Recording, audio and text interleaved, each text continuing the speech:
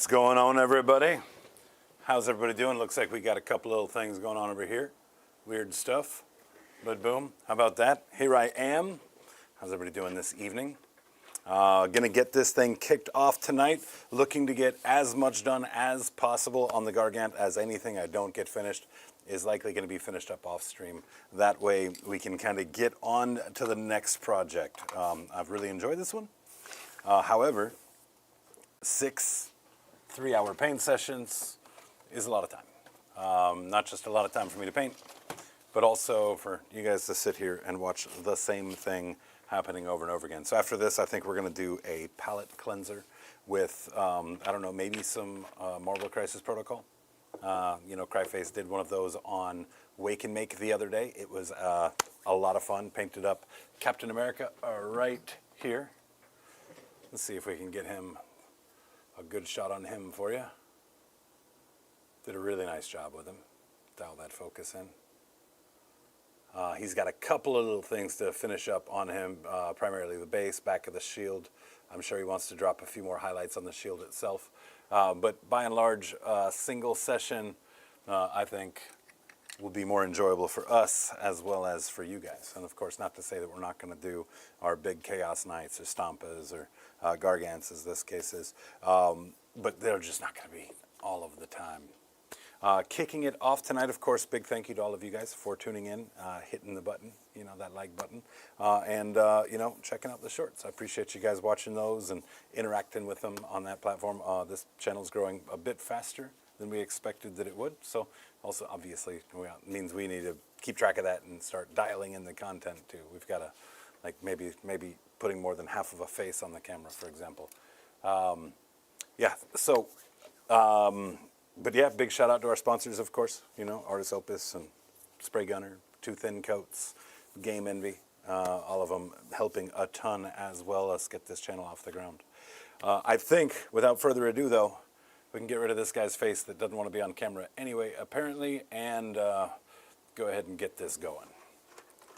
Yep, that button didn't work. Let's use this guy.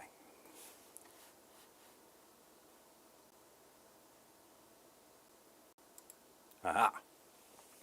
Aha. We're going to figure all of this out. It's like an old man with a VCR. My preview on my OBS looks kind of crazy. Let me know if that's translating to you guys as well on your end. Are you seeing, is it a really distorted image that you're seeing? My preview off of OBS looks fine. However, in my live preview, it looks crazy.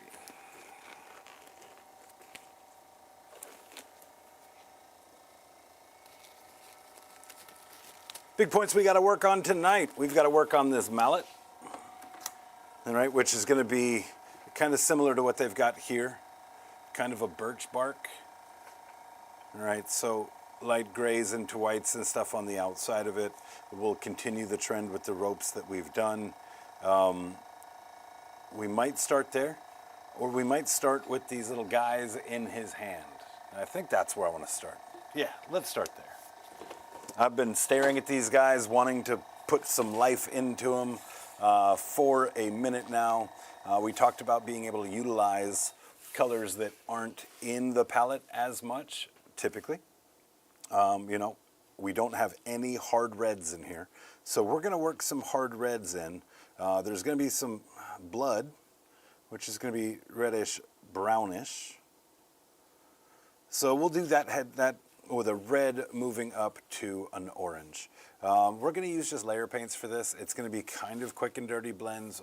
It doesn't need to be anything crazy, but we are going to use a very strong red. This is Hellspawn Red, Too Thin Coats here.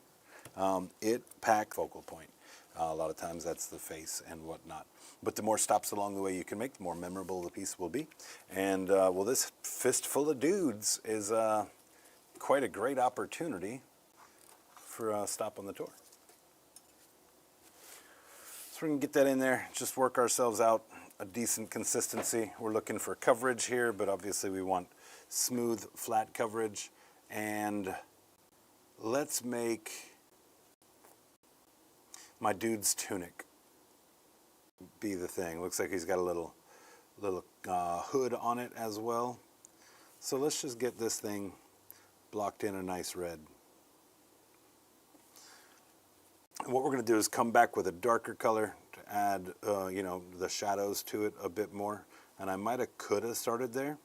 Matter of fact, I probably should have. But jumping right into this color also lets me see kind of like the impact it'll have on the model. And, maybe I'll find out I don't want that red.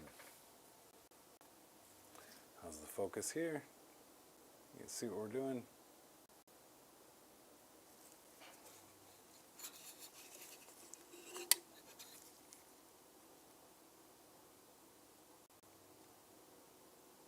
Looking forward to getting him onto the base, getting all the snowy bits added. That's going to add a lot to it. And the only thing I really need to kind of try and be careful around here is the blue flesh. Everything else is going to have to get its own layer of paint. So, if I get some on his face or I get some any of these other places, not a big deal. We'll just keep painting over it. But I really don't want to go back and mess with that flesh more than I have to. And there's no way I'm going to avoid having to mess with it some. But yeah, I'd like to avoid more than I have to.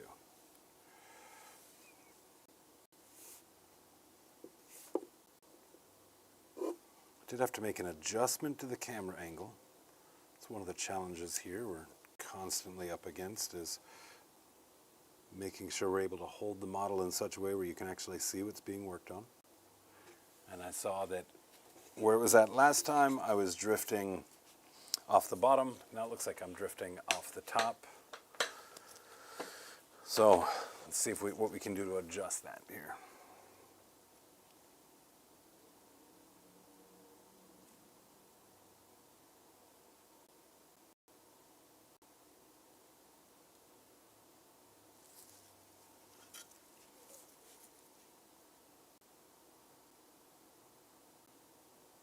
What's going on, William Payne? Good evening to you, sir.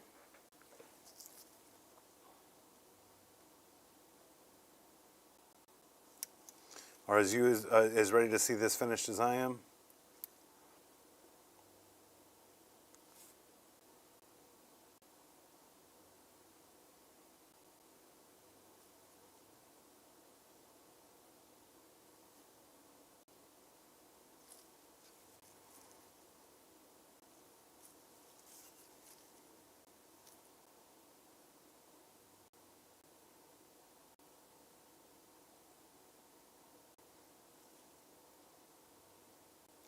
And it's going to be easier to touch up this face than it is just to be super careful around it with the red. Having his flesh end up a little bit warmer because of it is also totally acceptable. Again, it'll make good contrast against the blue that he's up against here.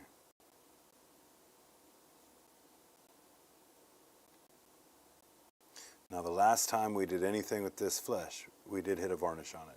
So some of these places where it might go over a little bit, I might be able to use my little Control-Z click, or trick rather, with a bit of airbrush thinner. Pick the paint right back up. You don't want to avoid it if we can. Now, and up here under these nails, I think I already know that I like the red here where it's at.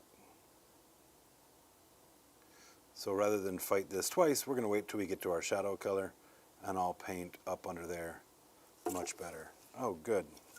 We are going to be able to use my little correction trick because I just fat fingered the hell out of his fat finger. So for now, I can just moisten the paint up and maybe wipe it away before it dries.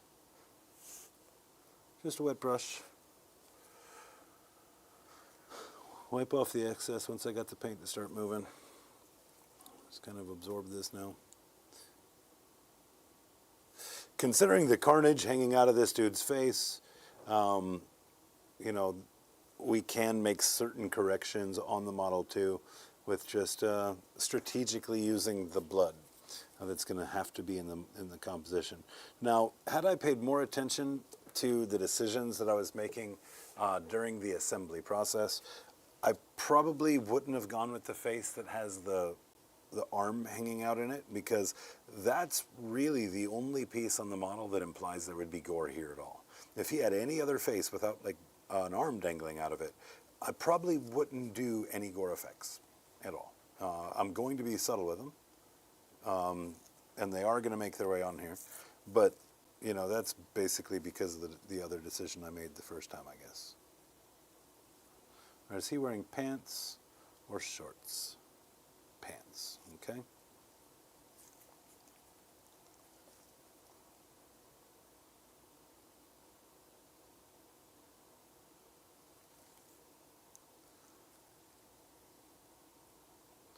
And again, sub-assemblies. Sub-assemblies would have made my life a bit easier on the painting side.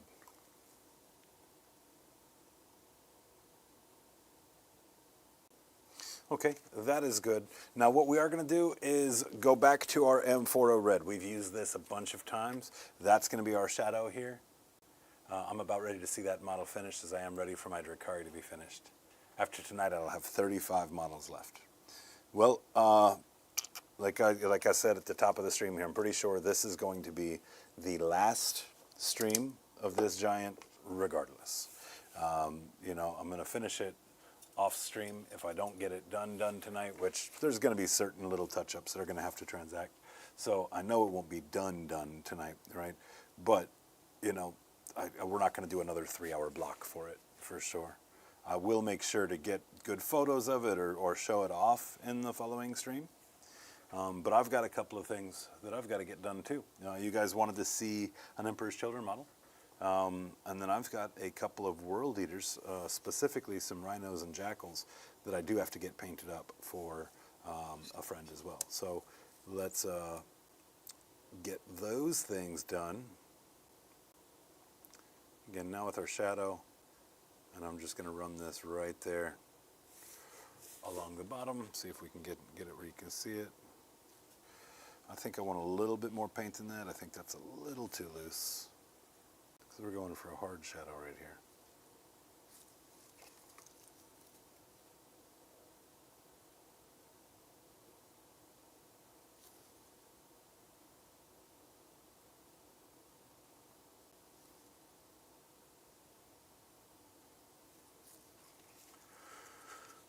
What's up, Dean P? How are you, brother? You getting all ready for Adepticon? How are those display boards coming? Which that question is not directed just because of Adepticon. I feel like every time I talk to you, I need to find out how your new display board is going, even if you haven't announced you've got a new one yet.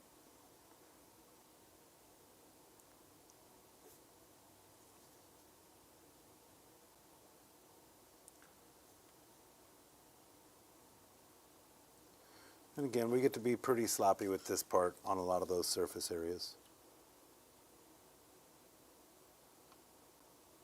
We're going to use our lighter colors to blend back down. So if we overlap some of the red, no big deal. You know, I mean, some of the red that we didn't intend to, I should say.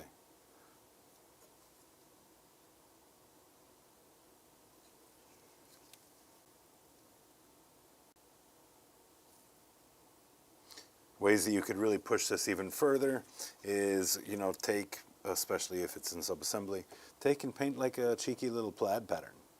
You know, like they're like lumberjacks or something. Maybe they were clearing the trees and along came a giant.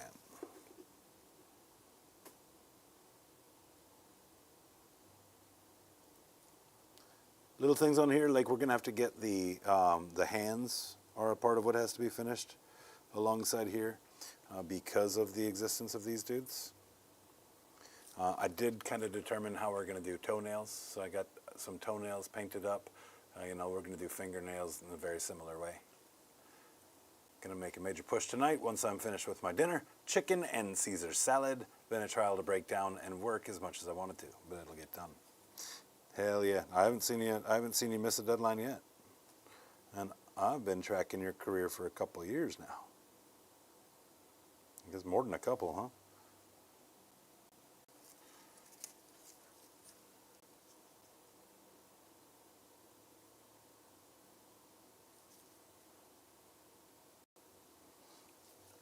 Just want good coverage of this amphora red.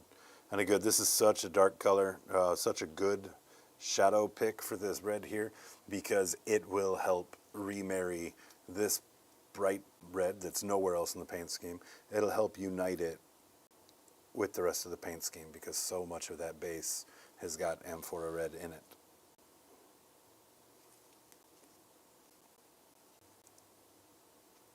Okay, that looks pretty good right there. Let's do a little 50-50 mix.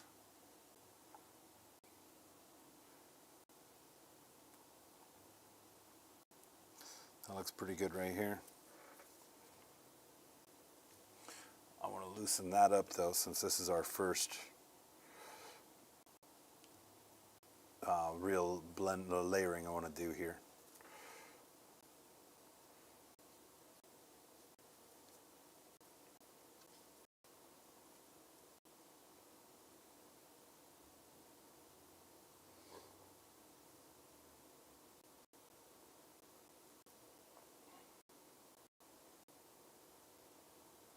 And we'll pick the areas that are going to get a little bit more light. We're going to leave the darkest areas with that amphora red.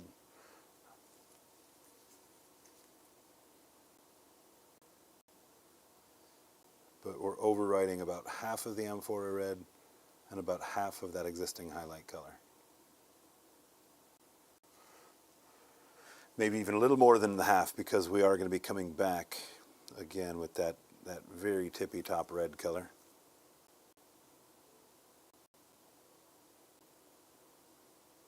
And I don't know if you guys see, this is not a great way to hold a brush. Now I'm able to mount myself to the model in multiple places, and so I'm able to steady my hands that way, but typically you don't want to be holding a paintbrush this far down the handle by any means. This is something that's only being done out of necessity.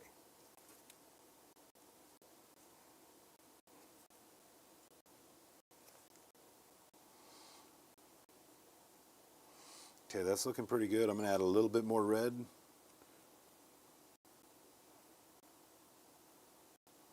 Brighten that up just a little bit, but not all the way up to the top. If you want to paint red without it having an orange influence or a pink influence, right, you have to think about how you want to desaturate your colors, right? Because that's what we're doing when we're taking and changing a red, the values of a red. You're either adding black to darken, you're either adding white to soften, or you're taking other colors to mix in. If you go dark enough on your shadows, then you can bring it all the way up to a red, right, without the need for much yellow or orange to really warm that up. Well, hello, Miss Panda Siwa. Absolutely a pleasure to meet you up here at Counterspell Games today. Thank you so much for stopping by the stream and checking it out.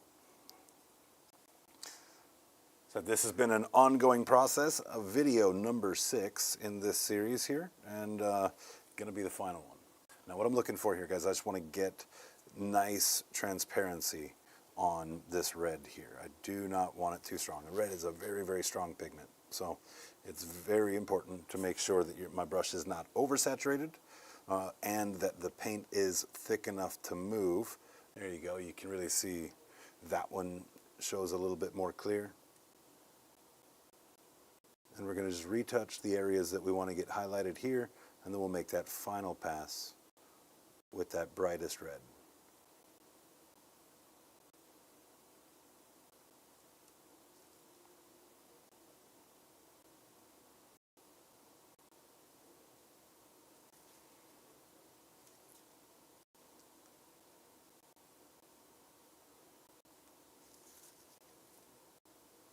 One thing about the shape up here too, the way that light is going to interact with it from the top is going to be, because it's a sphere, right? It's a ball shape.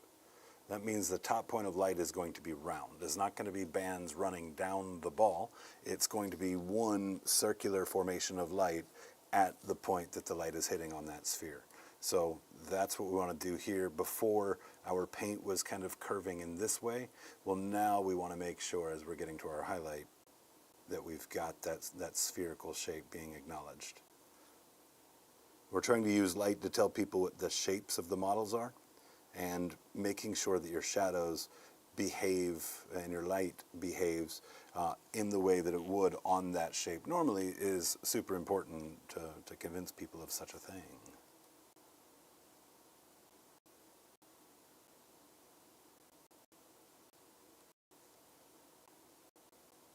We're not doing any kind of too crazy of a light study here, so we don't have to, really break down all of the shapes perfectly. But the obvious ones we want to make sure we get right.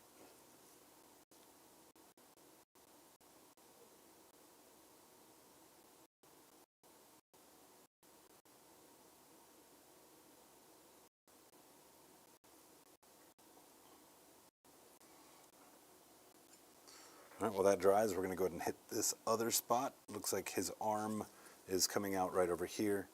So we're going to go back to that amphora. And we just want enough flow on it, but we want to try and get one nice solid coverage on here.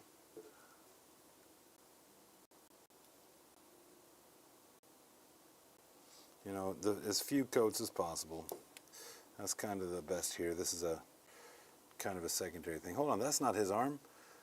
That is his buddy's arm. I just made this weird. All right, this is his arm right here. There we go. Now we kind of know what's going on a little bit.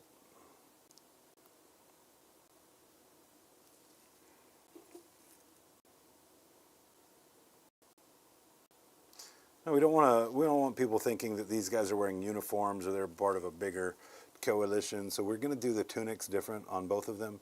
And that's also going to just be more interesting.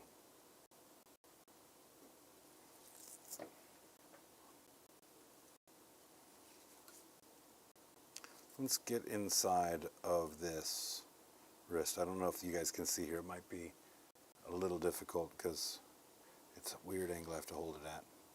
But just right inside that cuff right there. Wanted to make sure that stays nice and dark. All right, we're going to let it get one more coat because it didn't go completely solid. So we'll do one more easy layer.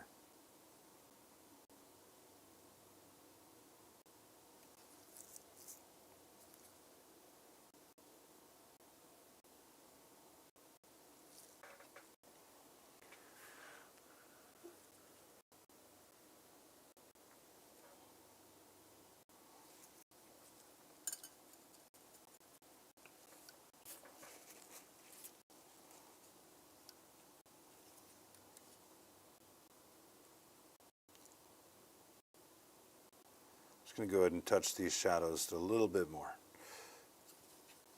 Glazing is about doing a thing a bunch of times. If we, the cousin of glazing we've talked about in the past, using a filter, applying a filter over something. That is typically, attempted to be done in one coat, but glazing implies we're going to be here a minute. Do you know what I mean?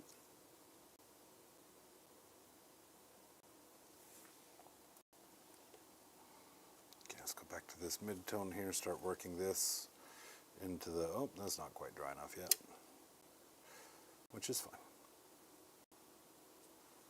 Aha. This is a part of my struggle here. There we go. I thought I had some light missing from somewhere.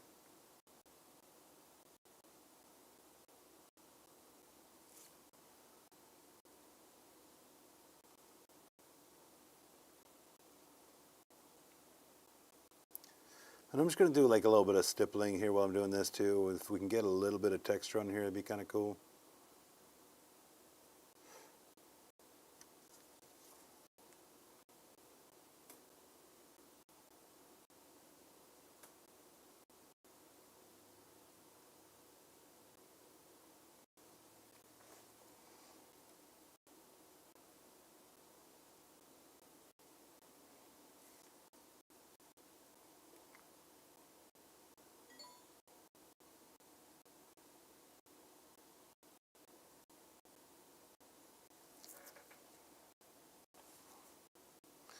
Now we should be able to come back in here. Let's look at where the light's going to hit it. That's going to be right here on the top edge of this arm here. And then that fold of flap moves outward. So that's going to catch the light and leave us like a shadow kind of separating those two things. Arm is a cylinder. Cylinder light runs along the cylinder. And so we can look at that in a very crude way, of course, for this arm. Arm is a cylinder. Cylinder is moving this way. There's going to be strips of light that run alongside that cylinder.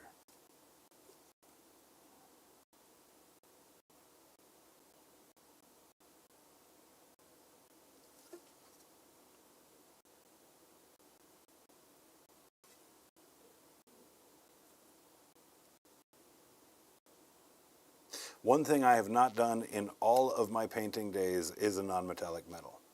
And a lot of that is because it just sounds like too much work. Not necessarily too hard, right? It just sounds like so much work because there's so much glazing and blending and everything that has to transact in that process. Now, because this channel is all about like stepping out of our comfort zones and doing things that we don't normally do that push us, along our path, at some point, I will have to do a non-metallic for the stream to see how it works. All right, so now for this red highlight, this is where I really want to get most of my texture. So rather than painting like just all the way across it, I'm going to try, and as we've done multiple other points in here, leverage little teeny tiny lines that mark the highest point on the model.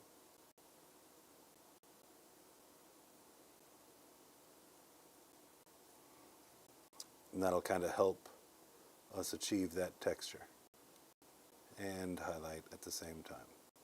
Hopefully. It might also look terrible.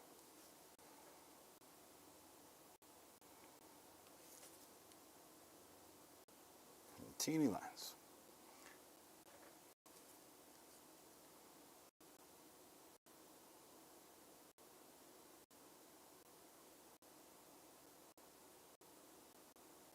Yeah, I think Miss Panda here came into Counterspell today. Walked into a whole different world than you were expecting, I bet. So I got to show her around the studio, tell her a little bit about who we are, what we do here.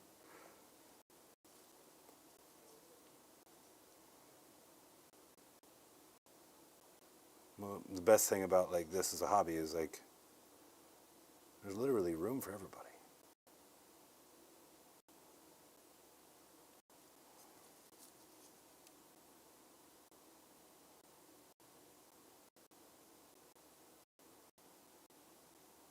This is really going to help us capture the folds a bit better too by doing it this way.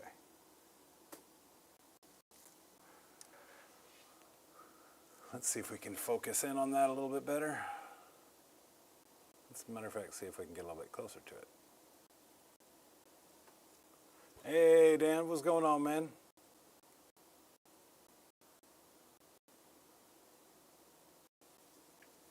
Hopefully that conveys. If not, trust me, I'm a doctor.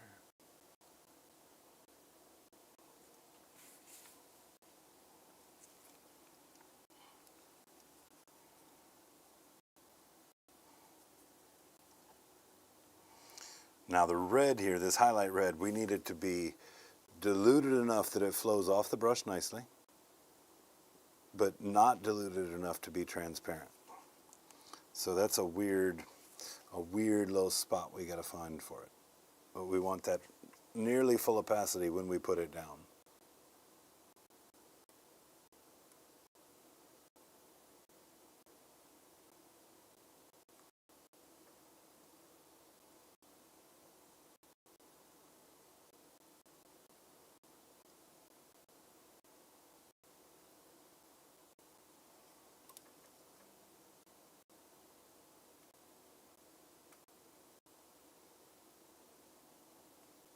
Leave the mid-tone towards the back of the arm. But you see, like, I don't know if you can really tell from there or not, there's a really obvious brush stroke line that started here and kind of moves across. And if it looks like a brush stroke, people are going to see that brush stroke. So that's where adding the texture, the goal is to kind of help disguise that a little bit.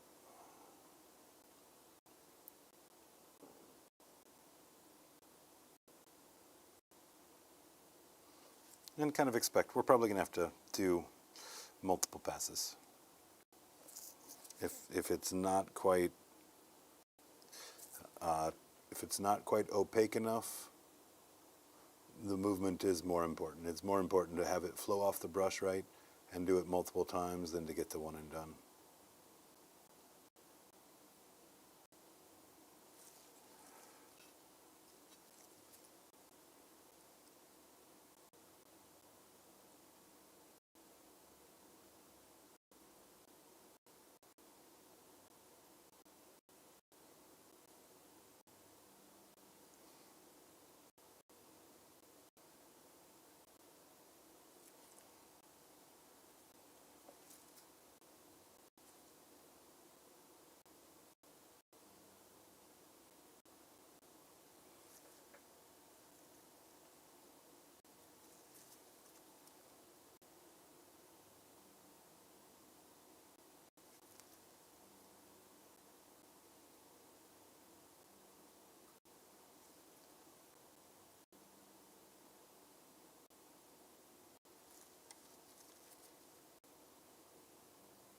And just stay on it till it's where you want it.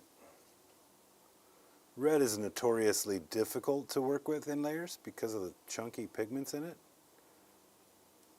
But this 2 thin coats red works very well.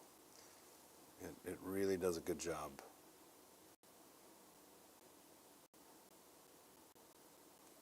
Of addressing that, kind of giving its own solution to it. I do want to go ahead and add a little bit of punch to it though, at the highest highlights. So we are going to take just a wee bit of an orange.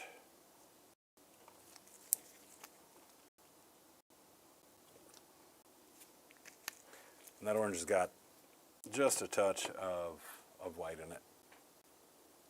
And it's a bit closer to the yellow than the red on the spectrum. And we don't need much, so we're just going to try and mix a custom color right here, taking some of that brightest red, some of that orange. But you can kind of see, you see how this is becoming like a salmon color? So that's more white in that orange than I like. So we're going to take a step just over into a stronger yellow and make our own orange. Well, let's give this guy a shake.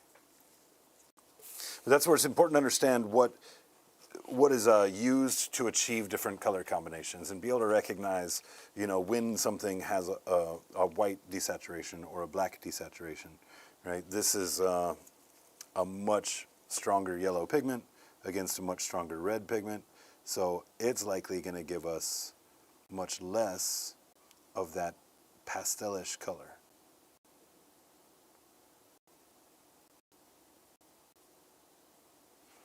Something like that right there looks pretty nice.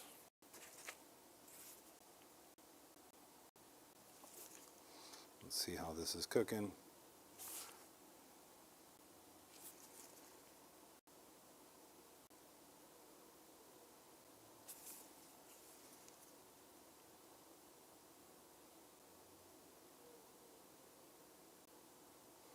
I need to get a little bit more red in it. That's too big of a jump.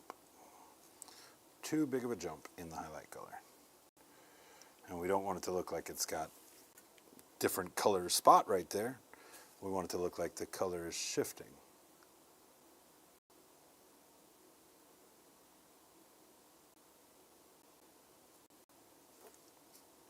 Much better.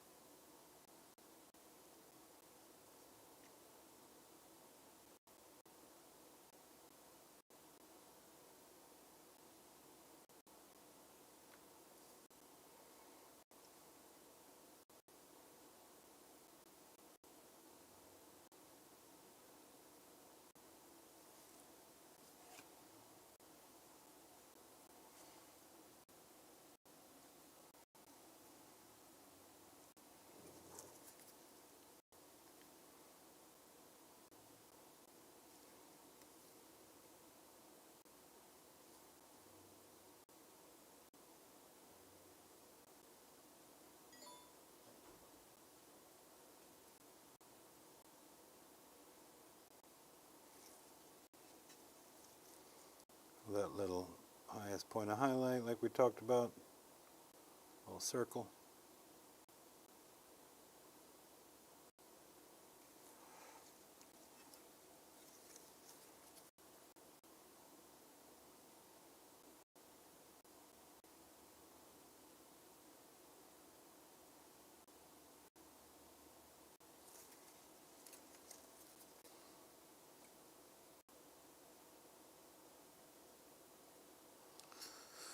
Yeah, so we're going to do this again with a couple of other colors to finish out the other tunic and the 2 pairs of pants.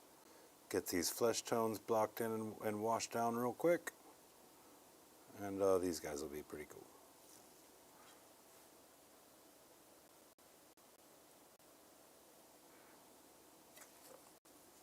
I do want to reduce some of the light on this side over here.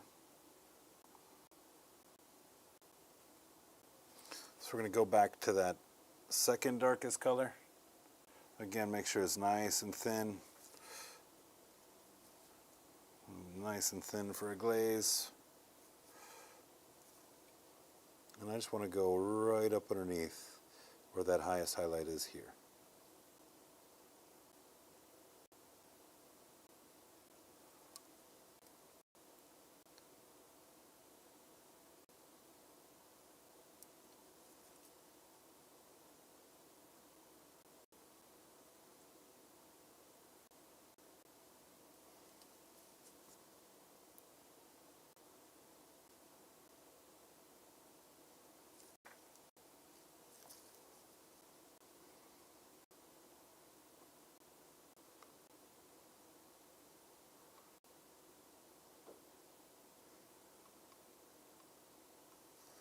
Back here as well, let's go ahead and get into our stronger red.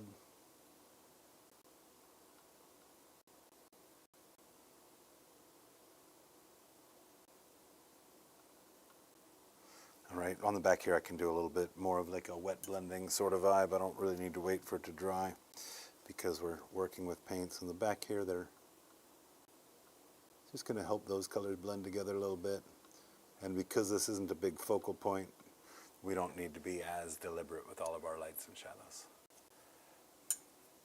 That looks good to me. All right, so what other color should we work alongside? Obviously, blue's out of the question. We got too much blue. Elsewhere on the model, I mean. So what other colors can be nice and punchy against that? And I think we do a similar thing with green. Make these like, I don't know, Christmas elves or something. Some brown pants on both, and their fleshy bits. Call it a day. So let's do that. This time we are going to go ahead and start with a darker color. Let's pick from our wall of colors and determine where we want to be by the end of it. So this is emerald green. It's got a nice, there's some good vibrancy in it. I think that green we can finish out probably up here in the realm of talisman. You can kind of see the difference. You know, this is almost my glove color.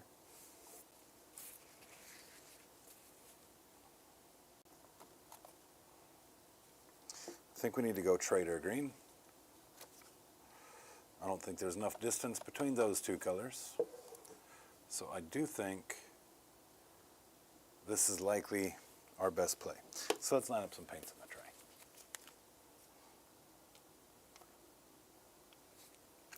Just a little bit.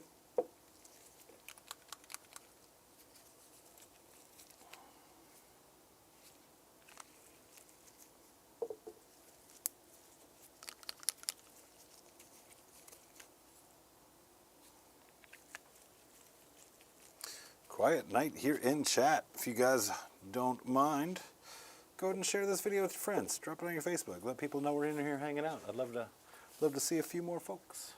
We all, you know, keeping me entertained isn't entirely on you, couple.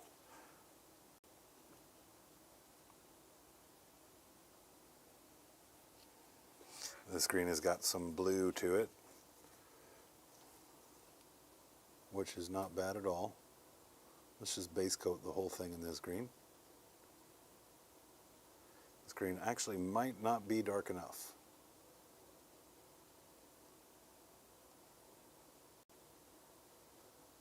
We're going to find out, but I don't think so. And wyvern green here is very dark.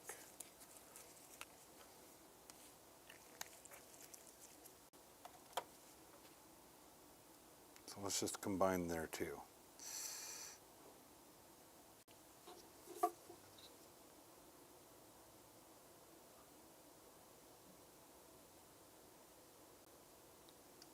All right, if it turns out that it's not dark enough, we'll just reduce some of that wyvern green to a glaze and darken the shadows in that fashion. I'm doing all of my overpainting onto the leg right there. Again, just trying to be a little cautious around the finger.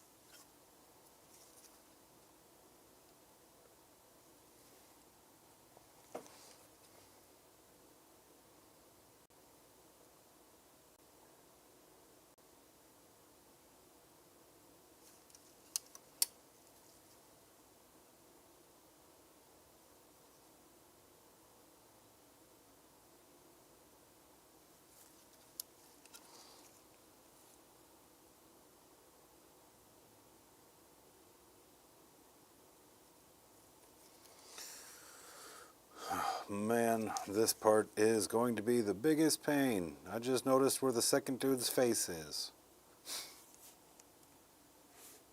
It is way up in here.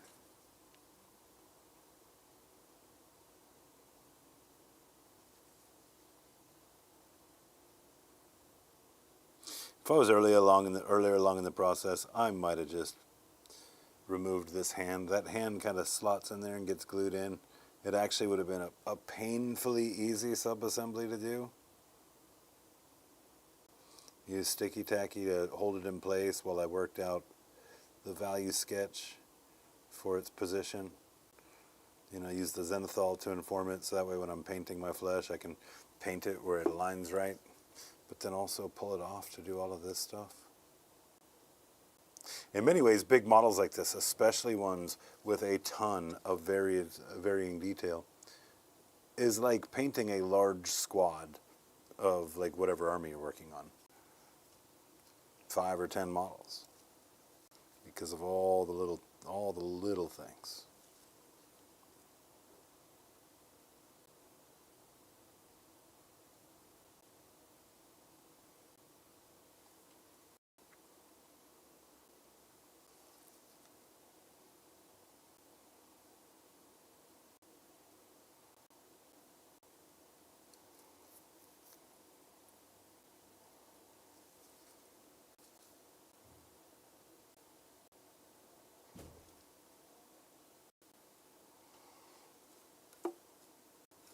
We're going to try our cleanup trick here in a moment to clean up these hands a little bit.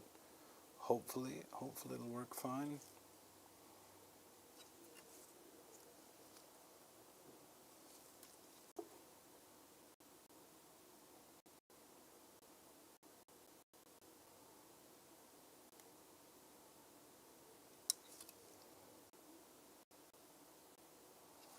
Well, I do feel like these shadows should be darker, so let's go ahead and grab some of that wyvern.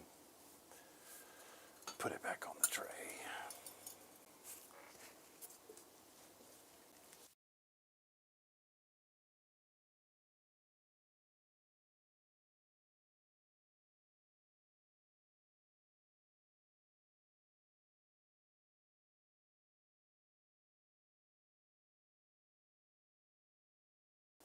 Yeah, this is the down forest he'll be tromping through. And the first part of the painting, I had him on this big base, and there was a lot of like maneuverability options where the base was out here, and I was having to get a brush in at a crazy angle. And so when I decided I was ready to make the base, I also went ahead and just pulled him off of it, put him on something else to finish the paint job on.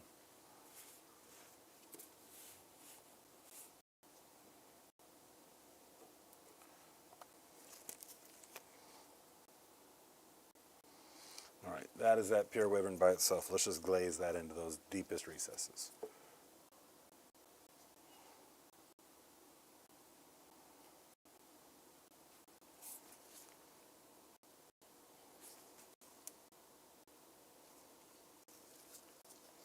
For this, we're going to hold the model upside down, make it a little bit more natural for it to fall into those recesses.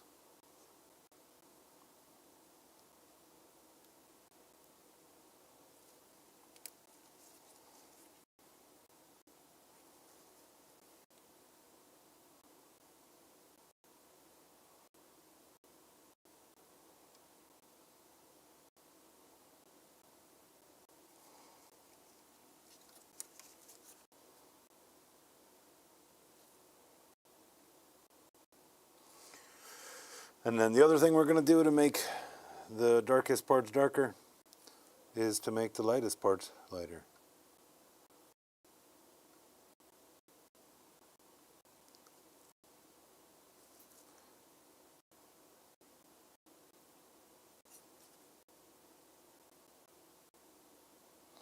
That dude's poor face. God. Now I'm mad at how good the sculpt is, because that's going to be such a pain. It's going to be so hard to paint it. Oh, man. All right, so let's start working into some of our lighter colors here now. This isn't much lighter than the other one there. So let's just do that. That looks to be pretty good to me. Observing kind of the same thing again. Reduce it a little bit. Add a layer better.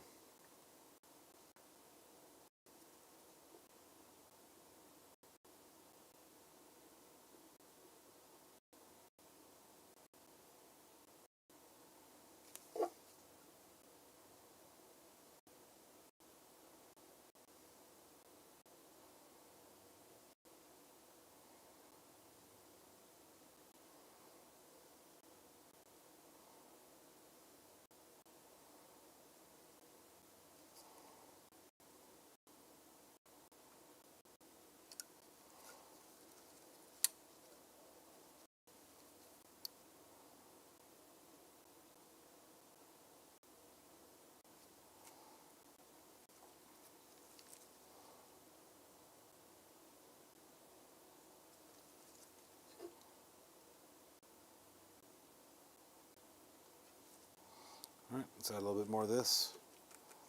Do it again and smaller.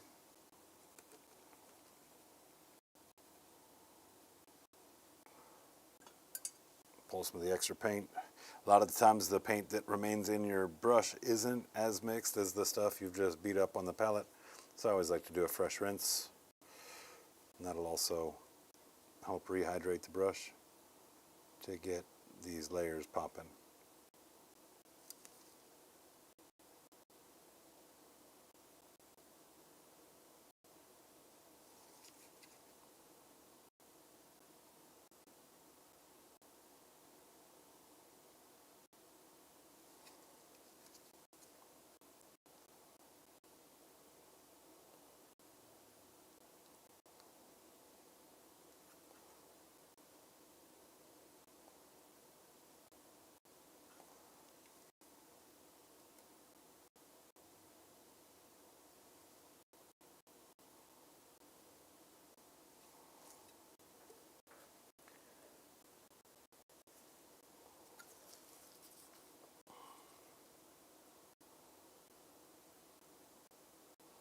I think it was definitely the right call to do the red on top, because I really want that to be taking most of the attention away from the guy on the bottom here.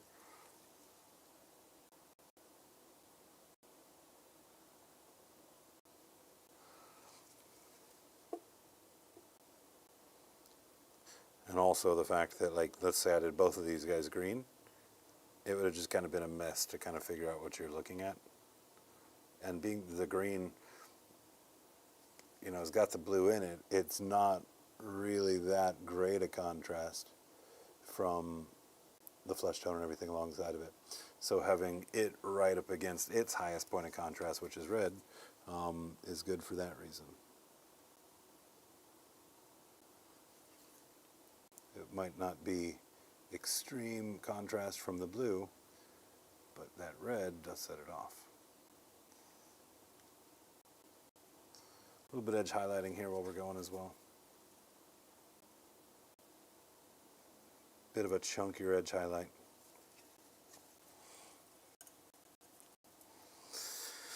All right, now that little bit of paint in the brush, let's just move into this color. This is going to be our brightest color on the model, the highlights. And this color kind of brings us back around to some of the moss as well.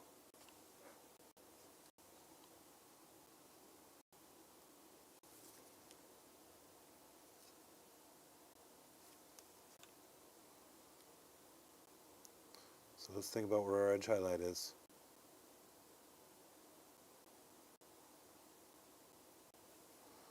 Let's pull some of the extra paint off of the brush here, get my tip back right, and then let's just do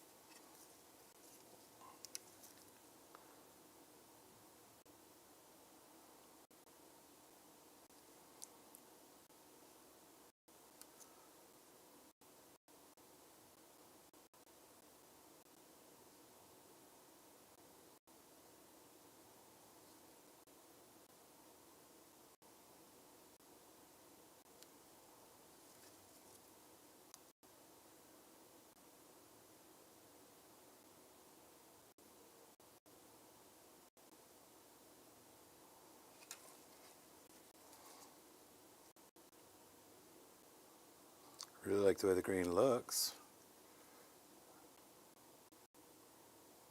Possibly better than the red, honestly.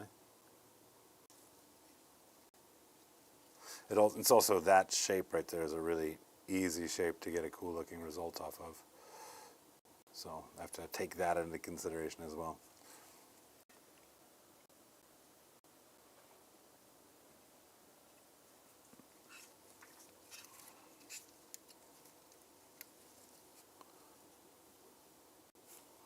Okay, so back under here,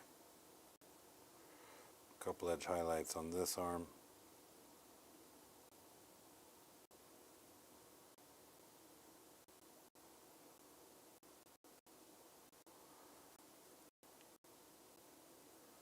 Edge highlight this cuff here.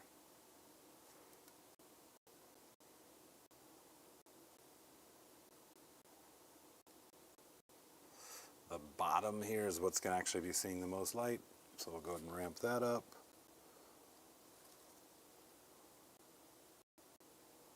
The tunic underneath,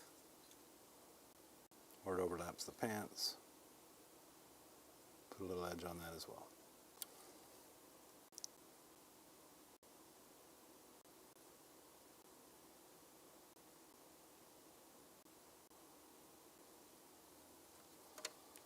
Okay, this is a tough angle. Somehow we made it through.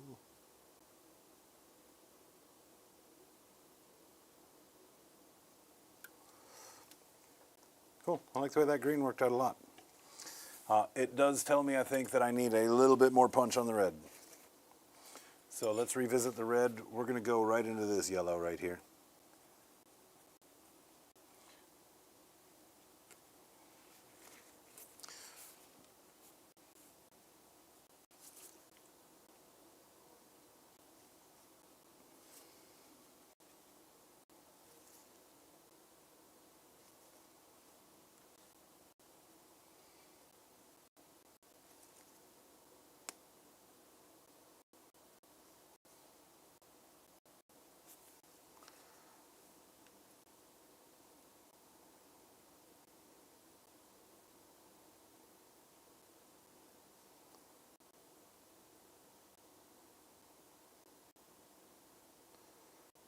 tiny scratches.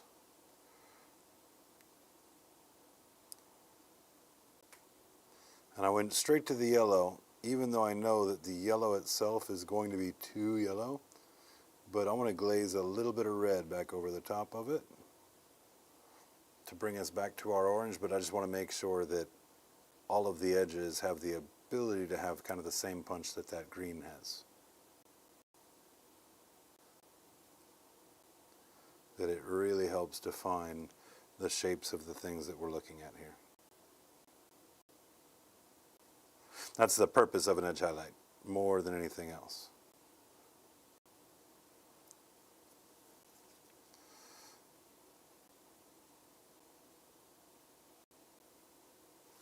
And the amount of edge highlighting I did on my orcs is next to none, so I can always use the practice.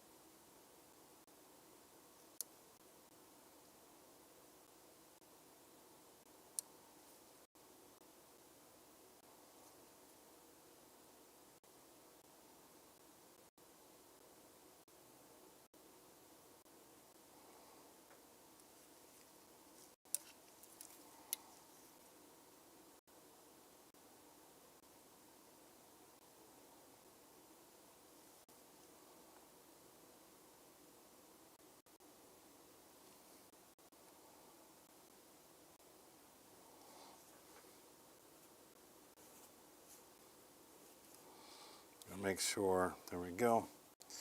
Gotta clear the tip of the brush. The pigment will start to make a little ball of pigment on there. Make it a lot harder to get those clean lines where we want them.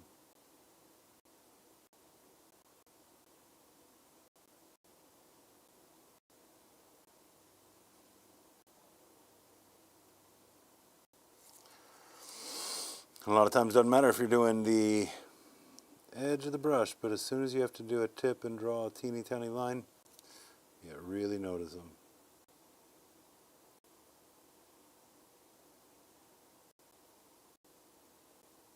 Okay, does not make it look better.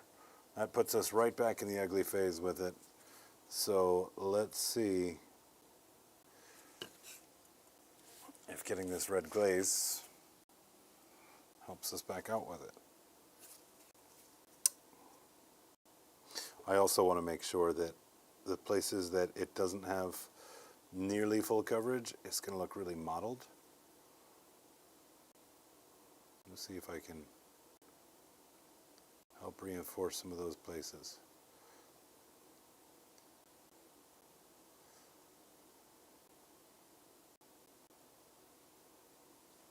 Especially at the highest points.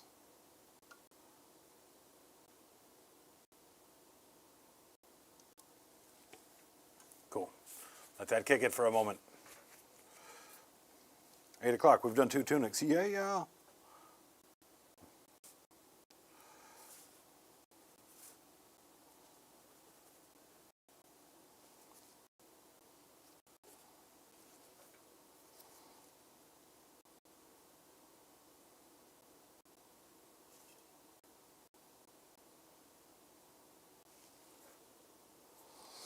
And I want a fair amount of the moisture out of the brush here. I really want to avoid pooling wherever possible. But we are just giving this like a full, and it is defeating the majority of the edge highlights. But we still want this to be red, not really yellow or orange. We're just hoping that that yellow underneath makes these highlights a bit more profound. And to be honest, I don't know that it's working.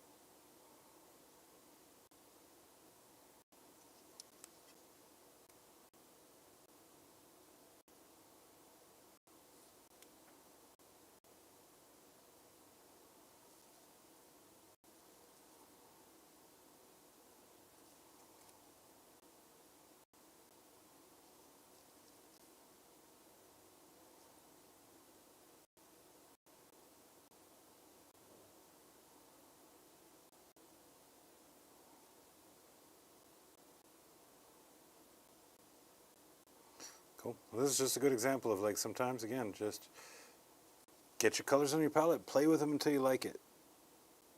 Sometimes it might take a minute. I want to soften up the edge of this, highlight a little bit.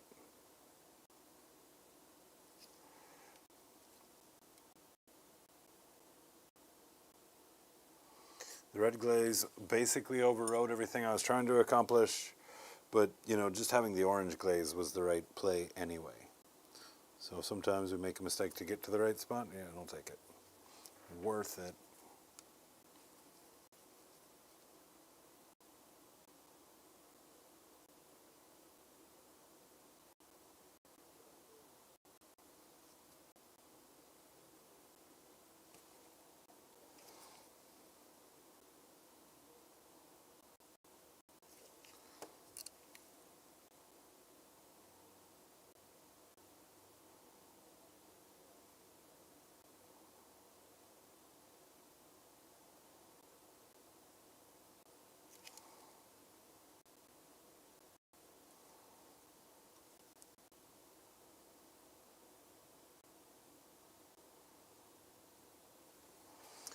Yep, I think that is good enough for government work. Tunics have been tuned. Well, hello, Miss Natalie. How are you? Good to see you.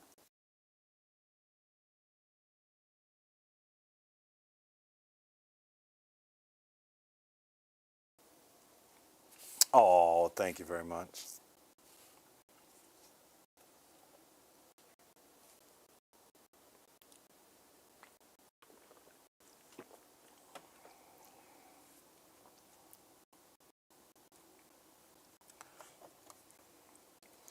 All right. We're going to use this spot. That's kind of a greenish khaki. So I think that we're going to move from there.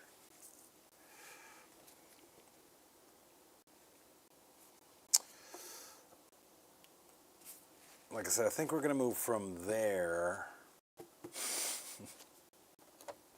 up into here.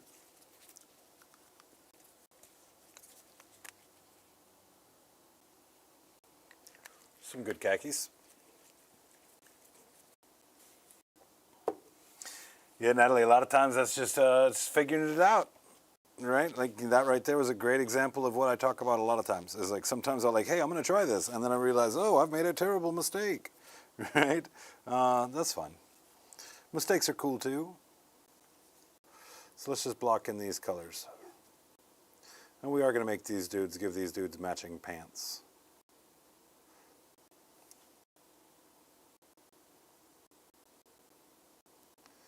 Man, it really is like he's raiding the Christmas village. I should have based it with candy canes.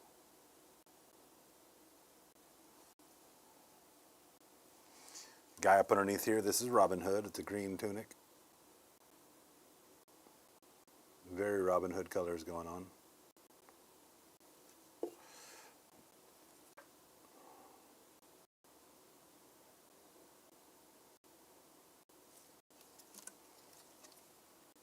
Very nice coverage on this. This color here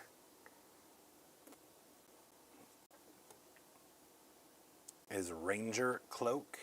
And then the color I put next to it, Green Beret.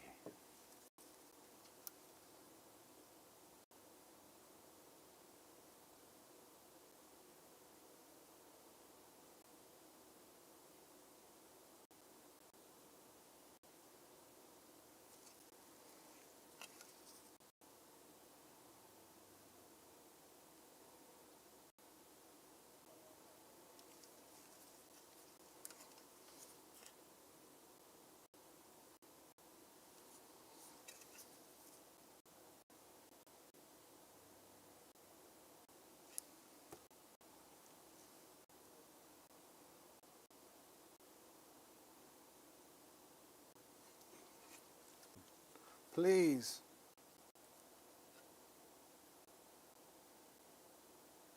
F in chat if you'd like to see another string with Dan painting. He doesn't give himself enough credit for the work that he can accomplish.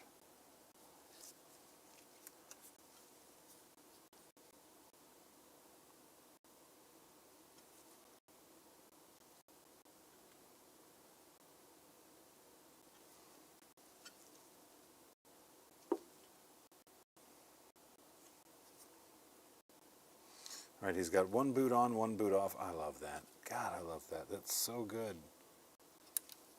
This dude's got, one of his pant legs is, it almost looks like he's got a pant leg bunched up with a leg hanging out. Like his pants have all been like, when he got lifted up, they got jacked up around his calf. That's what it looks like, so that's what I'm going to paint it as.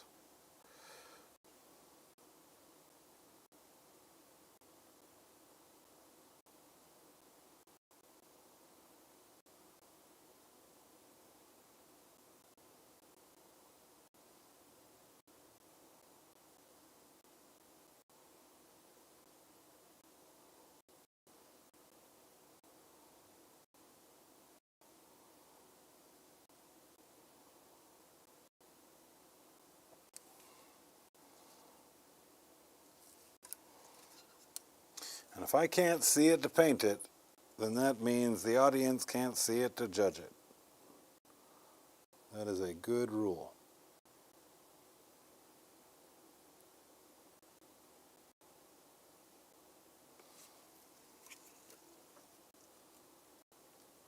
It legit is sculpted that his pants are pulled up on his calf like that.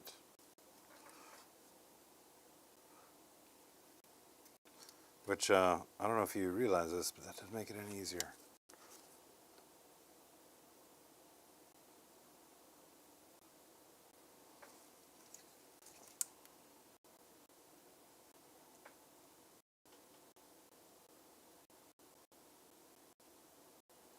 All right, so that's his arm.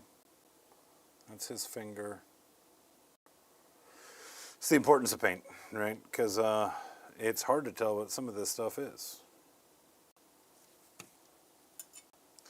Do some quick blends on here as well.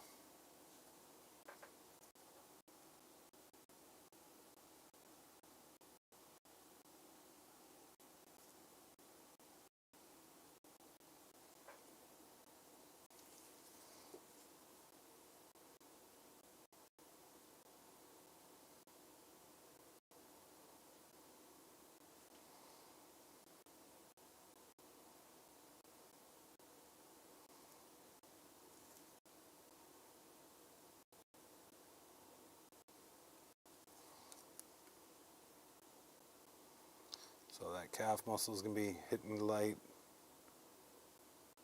That thigh right by the knee on one side, right above the knee on the other. And I'm not going to worry about stuff that's not obvious.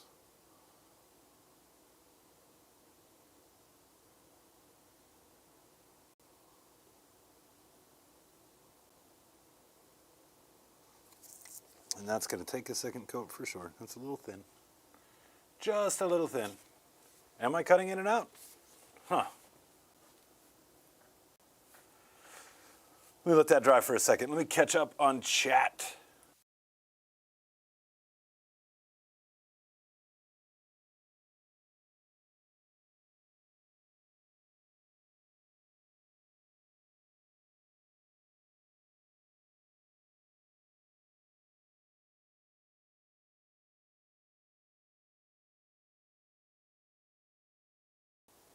Yeah, that is a good question. Did you recover from all the bag pimping?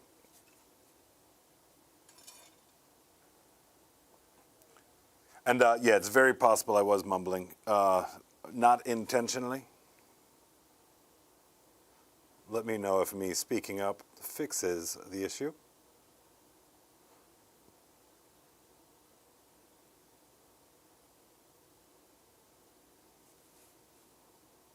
Lumberjack Snacks. Yeah, buddy. I feel like that's a brand we could capitalize on, man.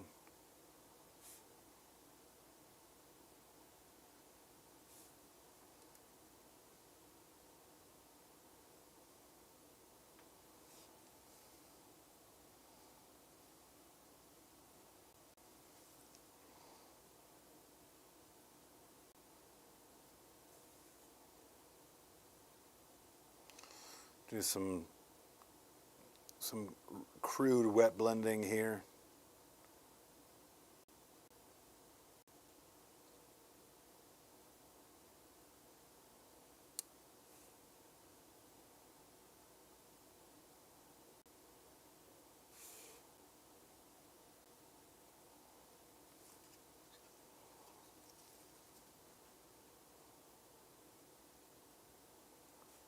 Someone say pimpin'. What's up, Treachery? How are you, my friend?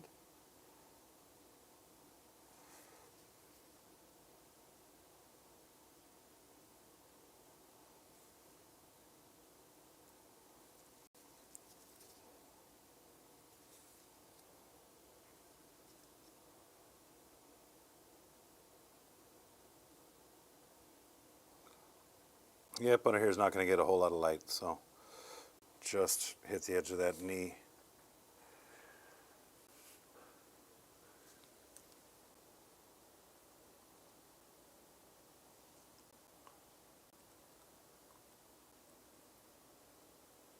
Snacky dudes.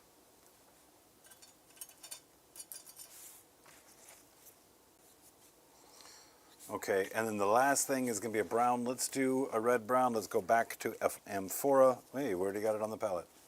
We're going to start here. And we're going to do their shoes.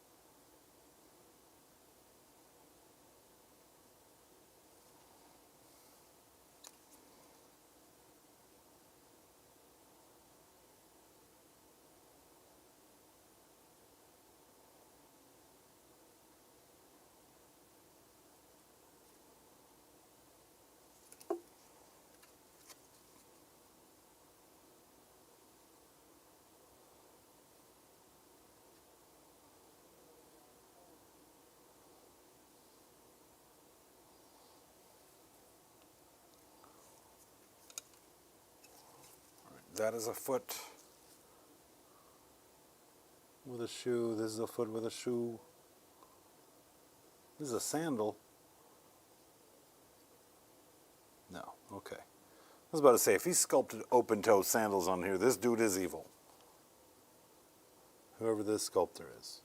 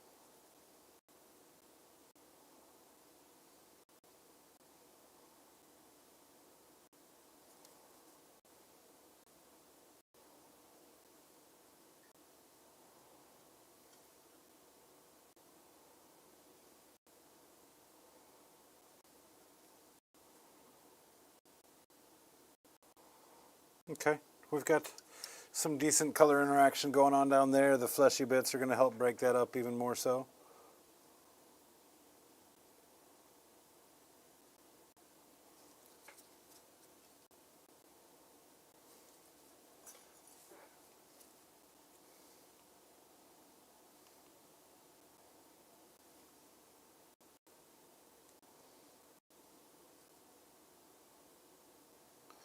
And just make sure we got a good solid coat on it.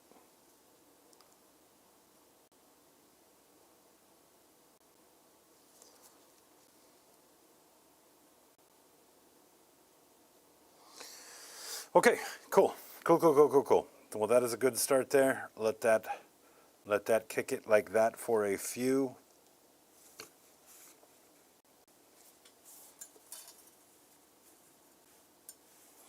Painting up the EC, huh? Yeah, I assembled one of the models already. That's going to be the one I paint up on stream. Whatever the dude that's got the pole arm with the halberd on it, that's the one that I went with. Use that to work out the color scheme. Rob and Julian both got a box. Now it looks like one box is most of what you need. So like we probably don't need to paint up both boxes. But yeah, we definitely have to have an EC on me for the channel.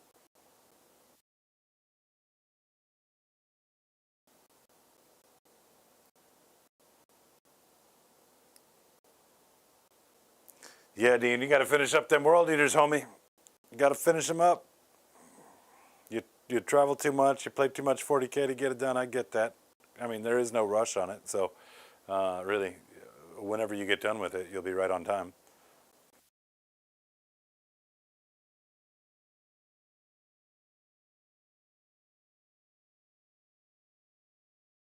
Oh, those should be fun. Which D&D game is it?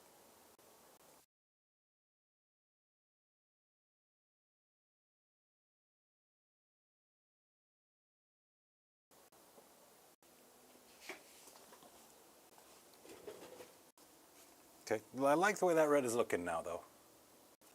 And I like the way that green tunic looks, too. Both of those are eye-catching. And, you know, that's the most interesting part of those models because it gives you the most space to see something on them. Let's get into some painting here on some faces. Let's block in our flesh with this sword hilt burgundy.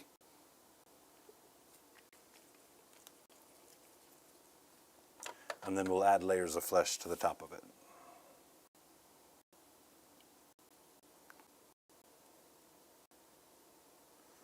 All right, we don't want this too loose on here because I don't want it like kind of running into recesses where I don't want it. And I feel like that's what's trying to happen. So let's just add a little bit of the thicker paint to the brush.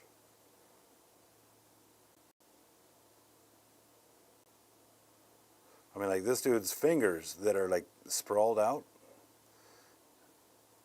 they're spread apart too. So there's like little pieces of blue giant flesh you can see between these tiny fingers.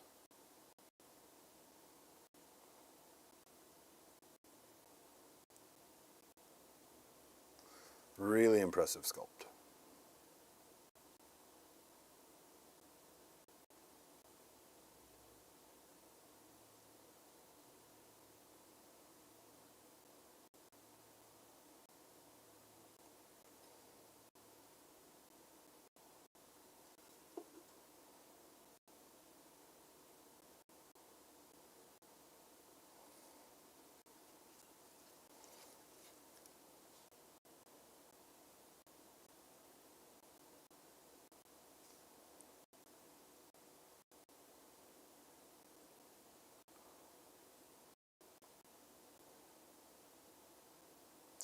And of course, this is just the undertones for the flesh. We're going to use traditional flesh tones over top of this. But I wanted there to be some warmth in the flesh as well.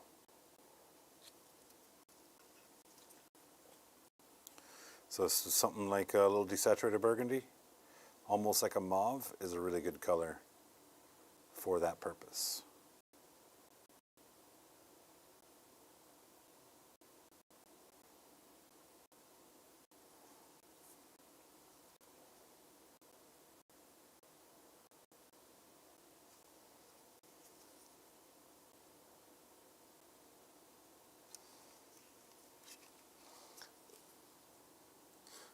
Yeah, we've got to turn the model around and then look down through his armhole to be able to see the top of his foot here.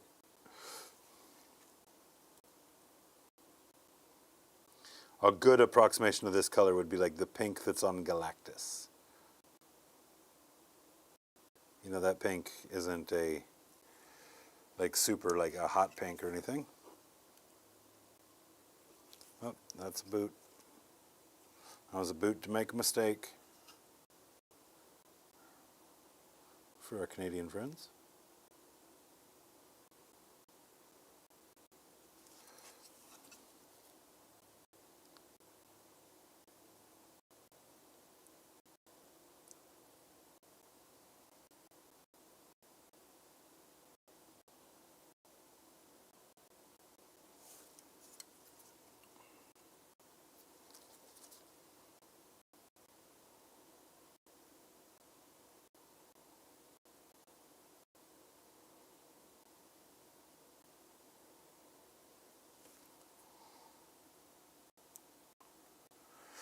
Mandrakes are done. Congratulations. You've reached a checkpoint.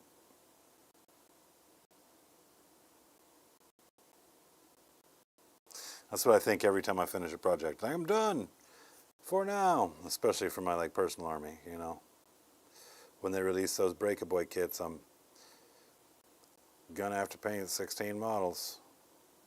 Get those added to my collection. We've been using proxies of various types, but I'm also as much trash as I talk about GW, I am a bit of a purist in the collection aspect. In that, if I'm gonna get the model, I'm gonna get the GW model, or I'm gonna kit bash something out of nowhere. Rarely am I gonna take and just be like, hey, 3D print this for me, right? Matter of fact, I haven't, to this point, turned to a 3D printer for a model. But I have been close a couple times.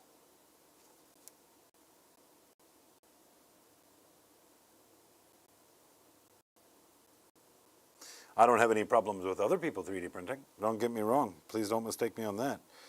If a 3D printed army gets you what you need to be involved with the thing you want to be involved with, and it's the only way for you to go out doing it, GW makes enough money. They're not hurting. They're still charging us for a product that half the time doesn't work right. So I don't mind. That being said, of course, if you're 3D printing most of your stuff, I would still encourage, if you're taking that stuff up to play at a game shop, that you find some way to support that game shop.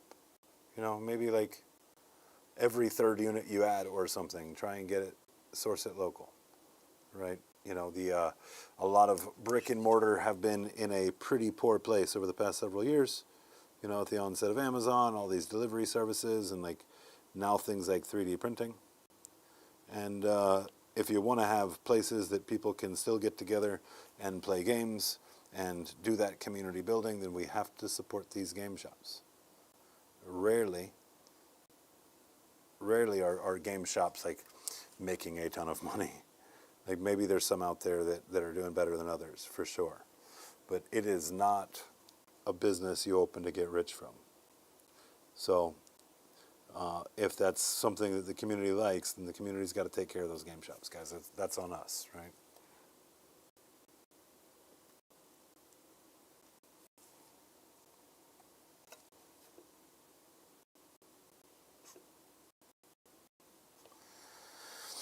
Okay, get this guy's face, and then the other dude's face who's buried.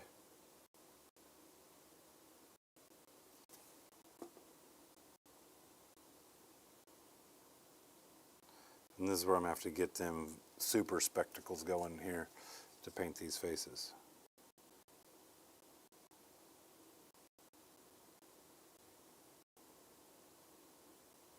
So Rob's birthday, Saturday night, guys. We're going to be doing a drinking stream. What? Whose idea was that? Well, it was Rob's, right? So make sure you guys come out, wish him a happy birthday. We're talking about, ways that you guys can force them to take shots. We have to figure it out in a way that we can both get you guys included like that, but also not have you guys feed them 40 shots in the first hour. So what we're discussing is, for every 5 dice landmine or 5 dice dropped naturally, it'll be a shot. And these guys, I'll almost guarantee you, are gonna be all super cocky and confident at the top of it, and even take shots when they're not told to. So let them get some of that out of the way. But then get them. You guys can rest assured we've got designated drivers lined up for everybody. Nobody that is drinking on stream will be doing any driving on Saturday night. Treachery, you being local, man, if you want to come up and hang out for a bit, you're more than welcome. We're going to have, it's going to be a much more casual stream than all of our other streams, because we're there to, celebrate his birthday in a wacky and fun way. So, we don't have to be as prim and proper, especially not once the whiskey starts flowing, or whatever their beaver age of choice will be.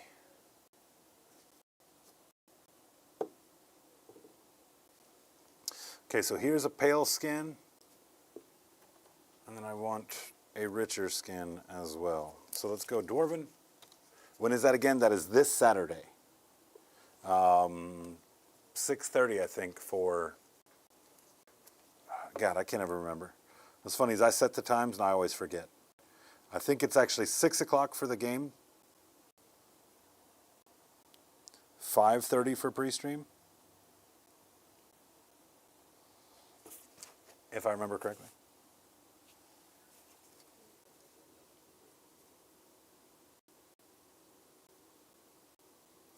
All right, so we've just got this mix of Dwarven Stone and this Crimson, and we're going to cover the bulk of it. Focusing, of course, on the areas that are catching the light first to make sure we get a nice opacity built up there. But I'm going to try and avoid some of the recesses, like these fingers right here. Let's try and leave that burgundy up underneath.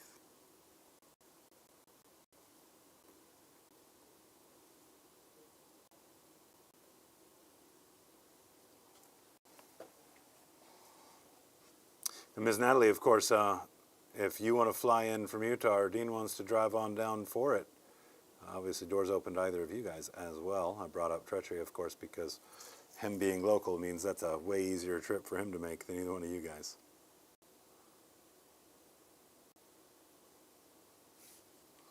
And I'm not sure if I know where you're out of, William.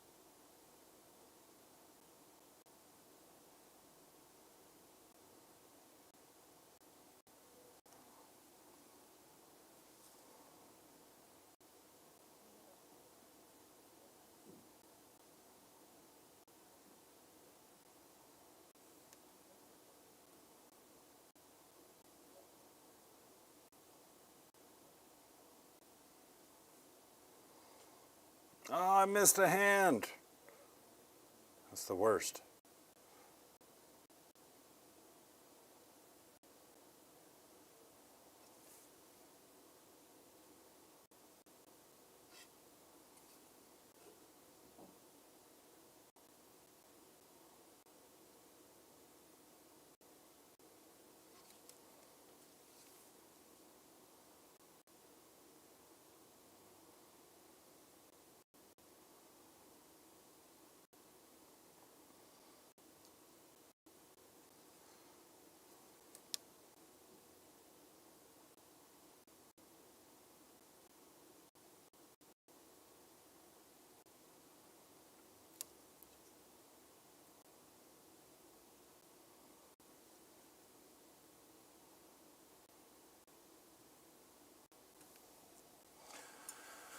All right, let's get that other hand caught up. Georgia, about 30 minutes northwest of Atlanta.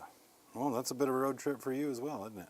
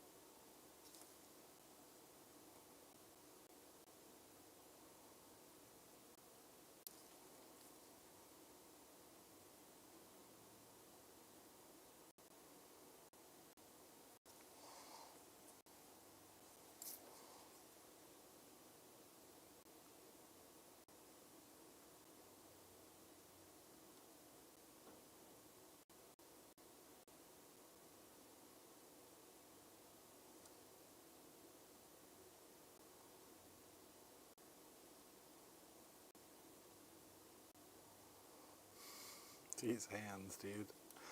Wow. I mean, this makes me really think, like, so most of the stuff is probably digitally sculpted nowadays.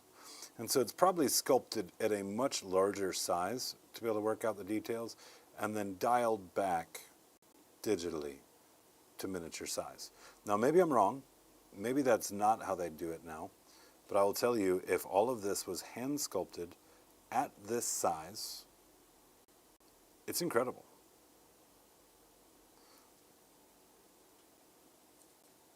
Like, it'd be harder to sculpt at this size than it is to paint at this size. And the painting on this is a challenge.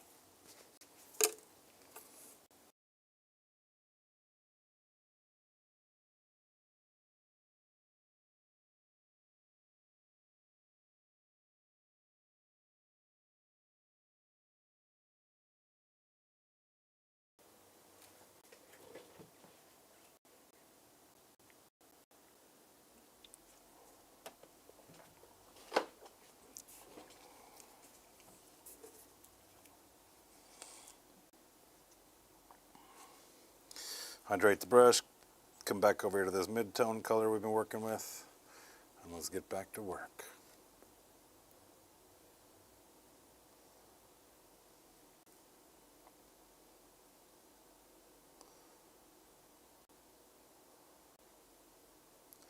So we were fortunate enough to meet, Treachery being local, met Treachery at an event. Ms. Natalie, met her for the first time traveling around at events. Dean of Peace, of course, is on the Goblin team. I met him traveling to events. He was the only person in the community at large that was actually doing more volunteer work by himself than we were as a collective. Right? That's why I was like, as soon as I met this guy, I was like, Dean, I need to steal you away from whatever club you're with because you are exactly who we want to be, you know. But I don't know, have we had a chance to meet at an event, William?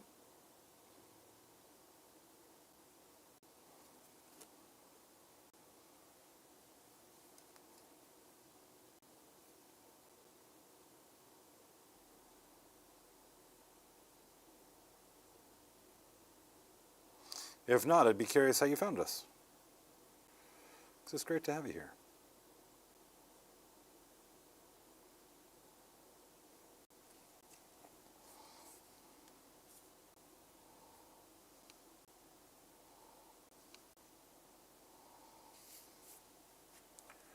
Met you in KC at least, maybe somewhere else. Oh, I remember you, Kevin. I remember you, man. That was my favorite game at KC. And although I had some like bad games there, some people that I would love never to have to play again, by and large, I think I remember the games being good. But yeah, definitely remembered you, man. We had a great time. Absolute gentleman at the table.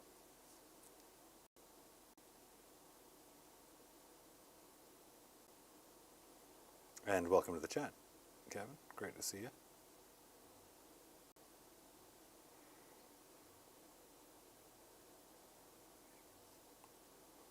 And again, just slowly building this color up. There's opacity issues with this mid-tone here, and I don't want it to flow into all of my recesses. I want to maintain some of that burgundy integrity.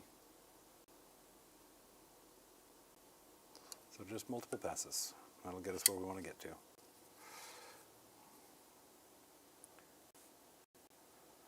We've not met yet. Found y'all when Dan was on Titans. Nice. Yeah, we had a great time that trip, man.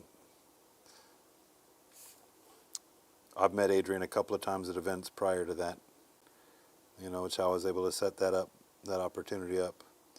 We had a blast, man. They showed us a great time. And in many ways, like we might have even said on their stream, that was the first battle report that we would like watch pretty regularly. Saturday afternoons, the guys getting together for some 40K, slap on some Titans in the background, play some games. A lot of times we'd because we were new and figuring stuff out, they would educate us a bit, right? Watching their videos, somebody'd ask a question and we'd be like, damn, we've been doing that wrong, So to be able to get out there and do that collab with them was kind of surreal in many ways. You know, we're a little starstruck, frankly. And that's a weird thing to like kind of say about YouTubers, but I mean, it's a thing, man. It's a thing. You get to know somebody through a looking glass, and you maybe make certain assumptions about what kind of people they are or whatever, and then you get to meet them. It's always nice when you find out that, well, the people you thought they were, you were pretty spot on with. We thought they were great people. Turned out we were correct.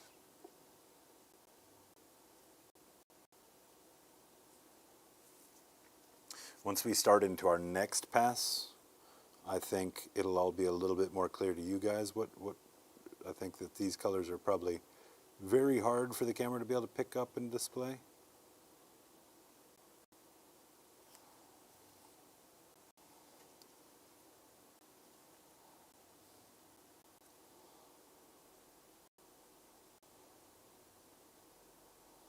Because this guy's face is so squished down in here, we're just going to pick out details, bridge of the nose, where those lips are. A lot of it's going to remain that purple up underneath there, though.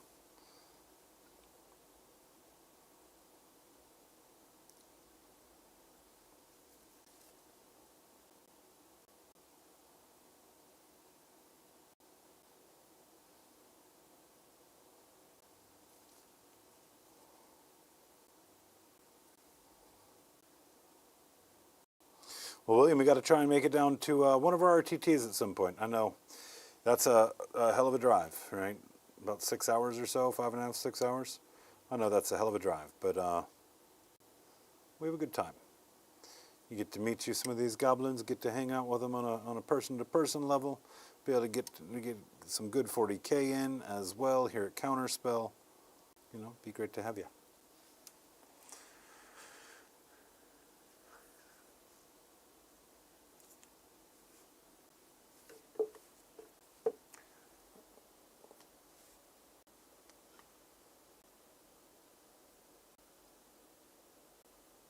So starting to take shape.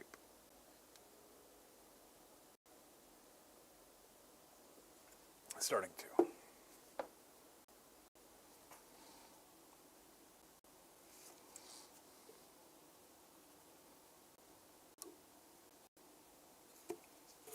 Okay, clean the tip of the brush. Rehydrate. I was supposed to play Rocky Top Mountain this weekend, but one of my best friends and his wife in town in Norway, so I'm passing. Plus my back is trashed right now, so not a hard decision. Yeah, well, dude, especially when it's right in your backyard, right? But quality time with friends is important. And Norway is no short jaunt, huh?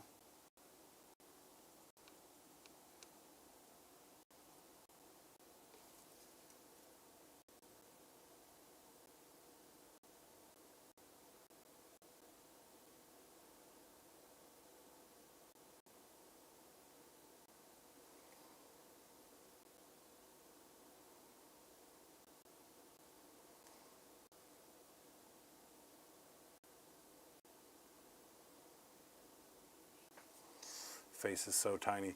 I was asked if these guys were the proper scale for models in AOS. Are like your basic infantry troops in AOS smaller than a guardsman?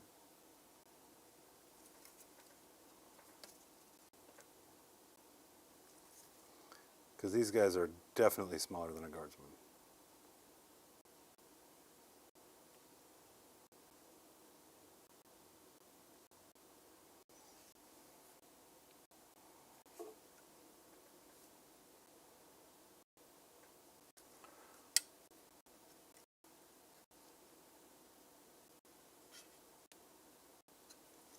Yeah, hopefully you guys have a blast, man.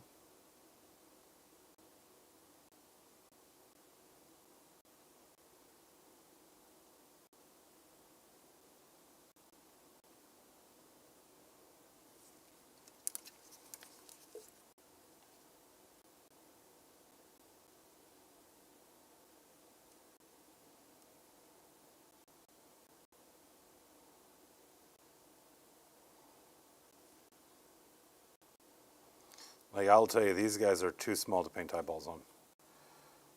We're going to do some darkness in the recesses of their eyes. That's the best we're going to be able to do for them.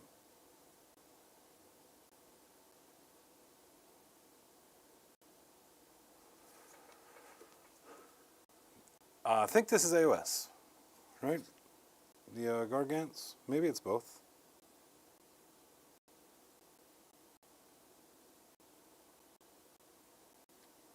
I don't even really get to play 40K very much, and I still don't have the bandwidth for anything beyond 40K.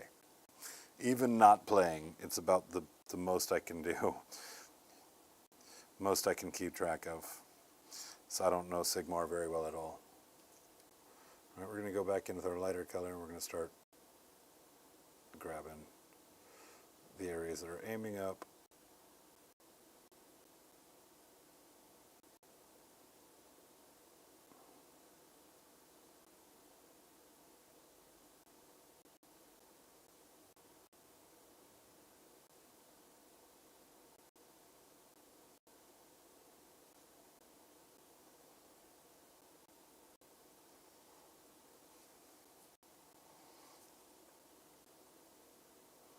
Easier ways to do this, of course, we could have just dropped whatever we wanted that final flesh tone to be on here.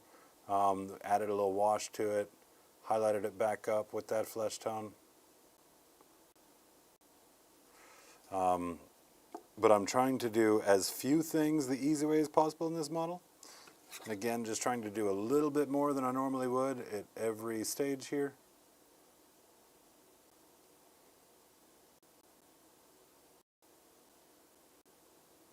Such a great event. Such a great cause.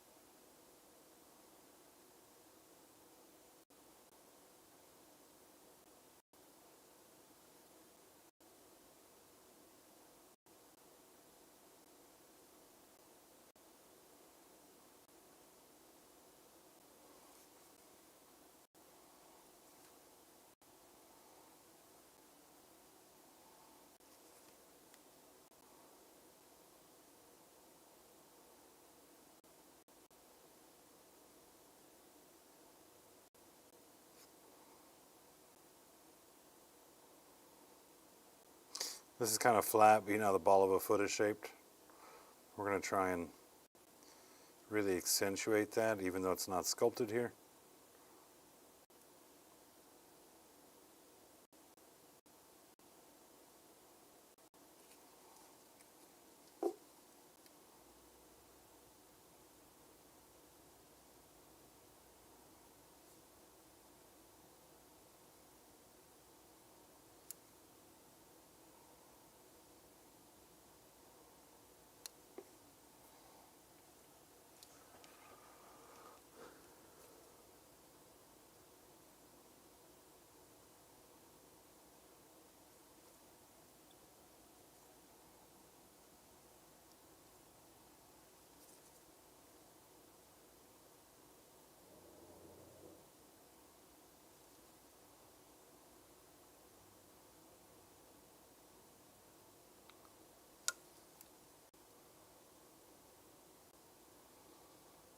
Kind of the same thing on the elbow, rather than painting it all the way. I'm kind of following where that musculature would be, trying to like make sure the elbow can look like it's a little bit further behind the rest of the arm there. So just leaving a spot where the shadow should be had it been sculpted.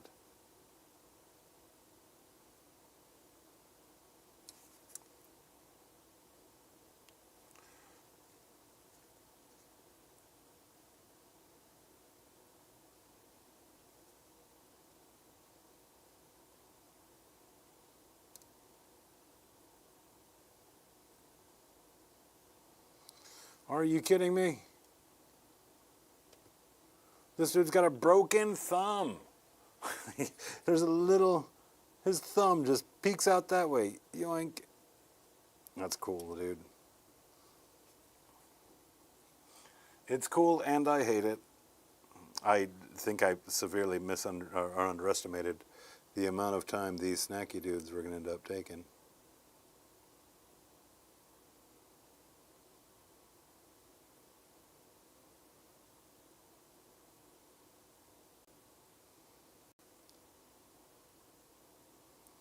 I think I underestimated it pretty big time.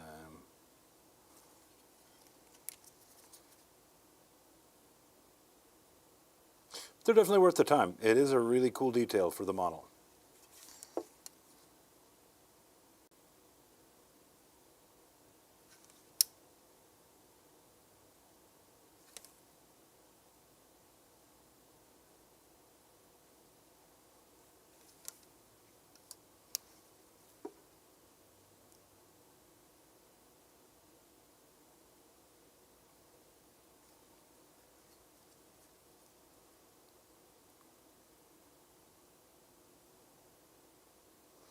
That is mind-blowing, though, that his thumb is shaped like that. I mean, it's a really cool position for it. But it's also the artist going, ha-ha. Flexing on us so hard, guys. Flexing on all us 40K guys so bad. I know you guys probably can't see what I'm doing here, and that's just unfortunate. But the shape of this thing, it's such an odd area to have to get in here to try and paint it.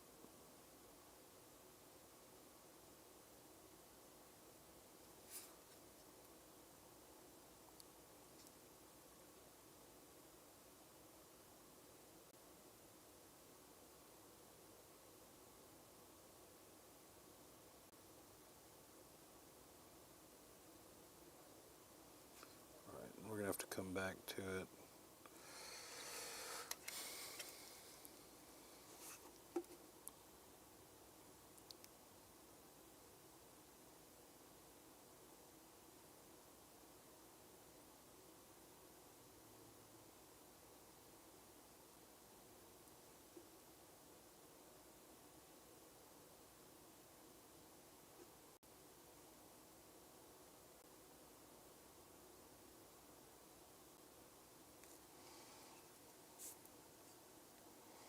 All right, getting a little less messy as we go.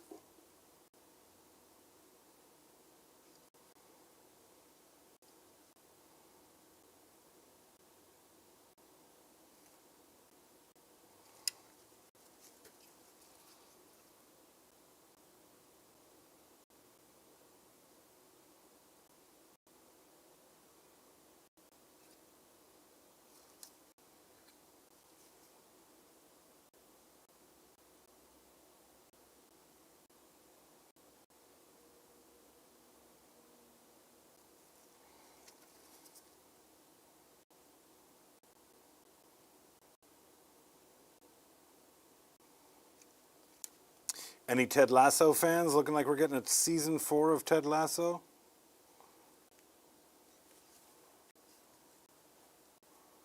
He's a lumberjack and he's okay.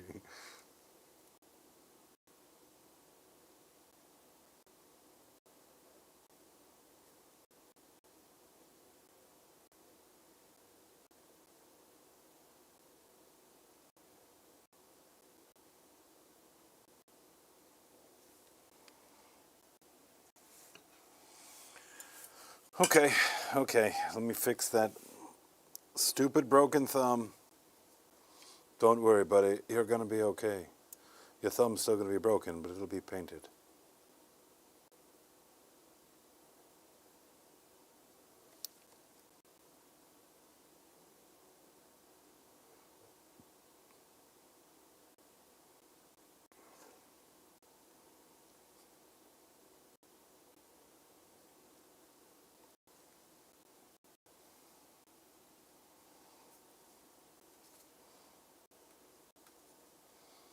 All right, we're gonna go ahead and take most of the liquid out of here. We're gonna just reinforce some of these shadows with an extremely diluted burgundy here. Try and get right back inside all of these finger creases.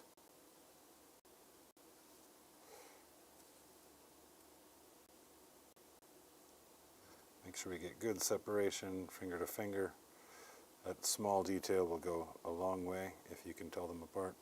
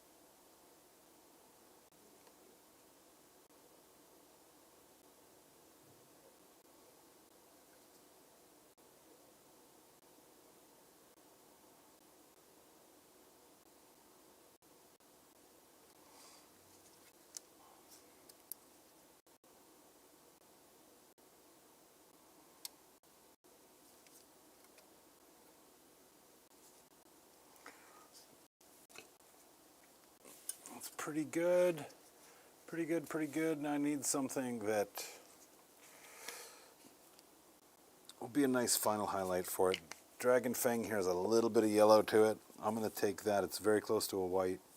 So we're going to take that. We're going to take some of this burgundy and mix up just a very, very soft pink that's a little bit more desaturated than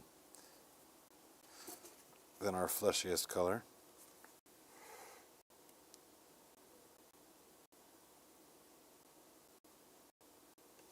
I think we need to go a little bit deeper than that. Have you decided on the color of the crystal or the hammer? I'm still leaning towards purple, but I'm really non-committal until I can get to it. You know, I'm like, a part of me that's actively trying to talk me out of doing purple is the fact that it's a stone, like a rock, and not a crystal, right? It'd be easy decision if it was a crystal, right? But it's just a normal stone. And so a lot of the things that could really make it something special, you know, the sharp jags, the like little cracks and like, you know, kind of crystalline shapes, well, that's not an option with it. So it might be a situation where I try it purple and I don't like it, and, you know, we pivot at that point. But that's still what I'm thinking. You son of a bitch.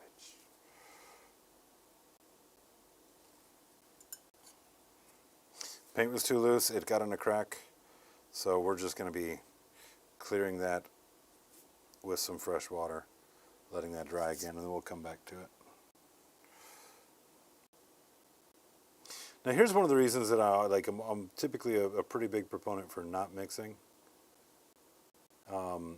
is simply that like this color that I've mixed up here to use for this highlight, I'm almost willing to bet I've got just about the exact same color on the shelf. That I wouldn't have had to mix, I could have just come straight out of the bottle. No, it would take a second to look and see. And sometimes it is easier just to take paints that are in front of you and just do something with them.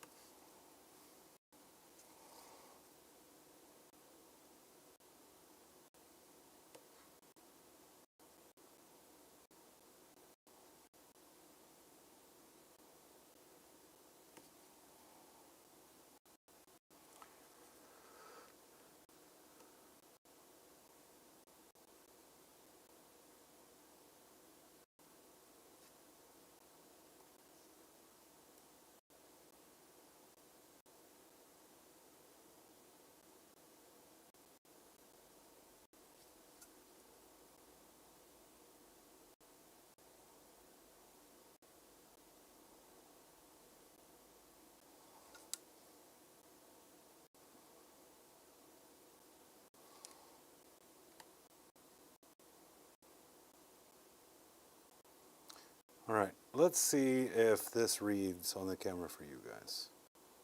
Get this last little highlight here. Last little highlight there.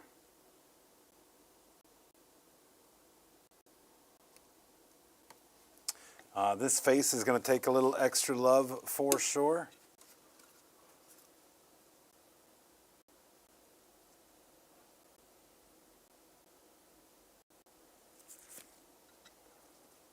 Tough to tell if that is in focus or not. No, just ran up.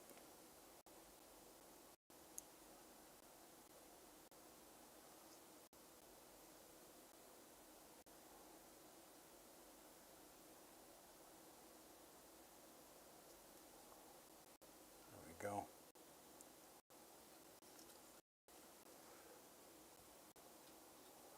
And then now you can probably see that dude's face being squished in there a lot better. Crazy. Crazy amount of detail they baked into here.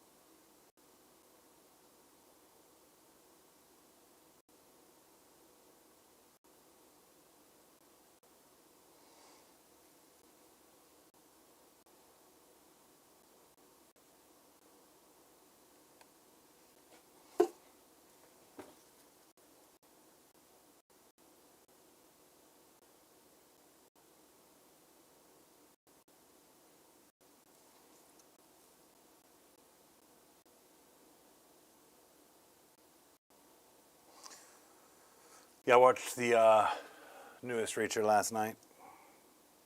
It's a pretty good show.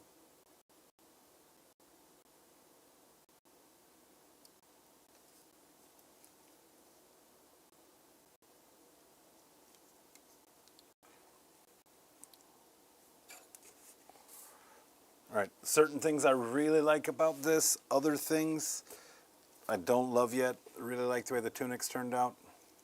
The khaki pants need a little bit more love on them. Let's go ahead and drop that last highlight there.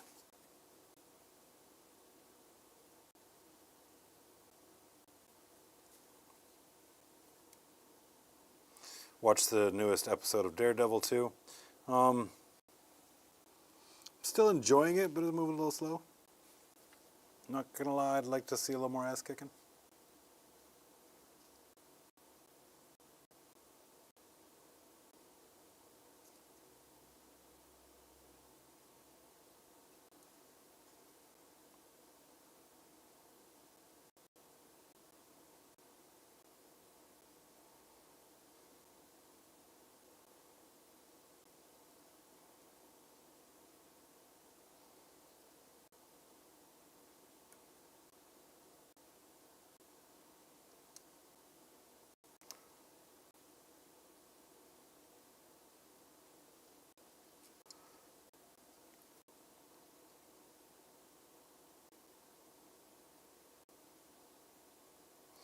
Sometimes things that don't have an edge can be that much more difficult than to like highlight and shadow. Sometimes having the edge highlight there is just a nice little guide for you.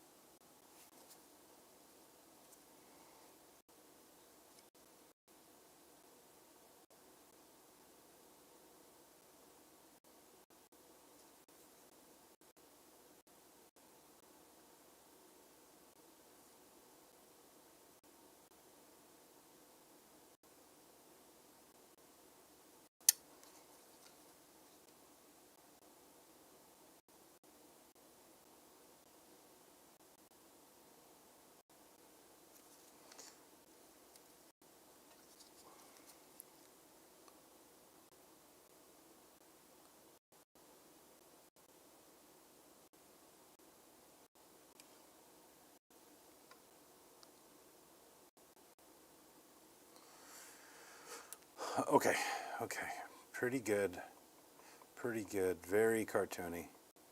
Not nearly the shadow work I would have wanted to have in there. Let's let that sit, and then I want to see if we can go ahead and correct these mistakes that we made on the blue flesh. So let's go ahead and grab some of this here, airbrush thinner, into a little cup. Get a clean brush and a little Q-tip. I like these little sharp junctures right here.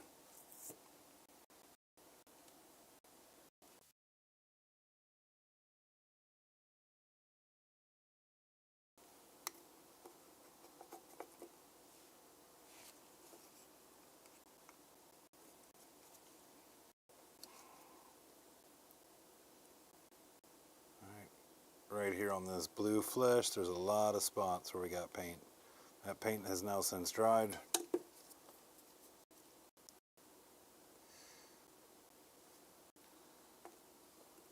And the thing about a Q-tip, Q-tip's got the little fibers on it. They work much better like a little Brillo surface. You still want to be extremely careful, right? But that is exactly why we varnished this, was to protect the blue in case we had to do something like this here. First thing is you get that paint really saturated where you want it to come off.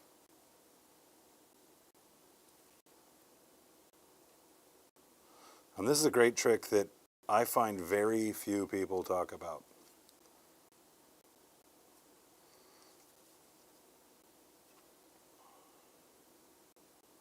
All right, once that's been on there a second, then you can come back in with your Q-tip, and that little abrasion picks it right up. I don't know if you saw that disappear or not, but I did.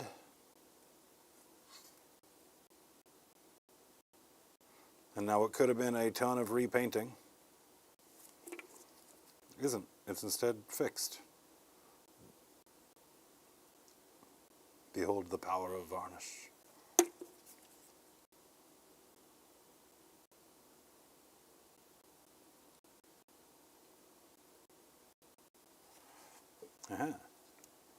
Very nice.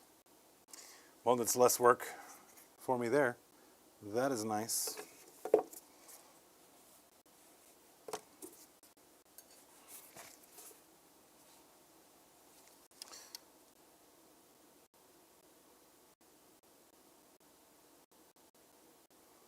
Gonna make sure that the skin, where it like hits the cloaks, that it gets that final shadow on it.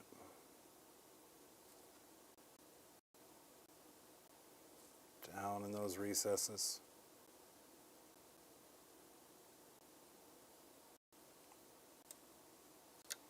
Where's that hand that kept getting janky on me? Here you are.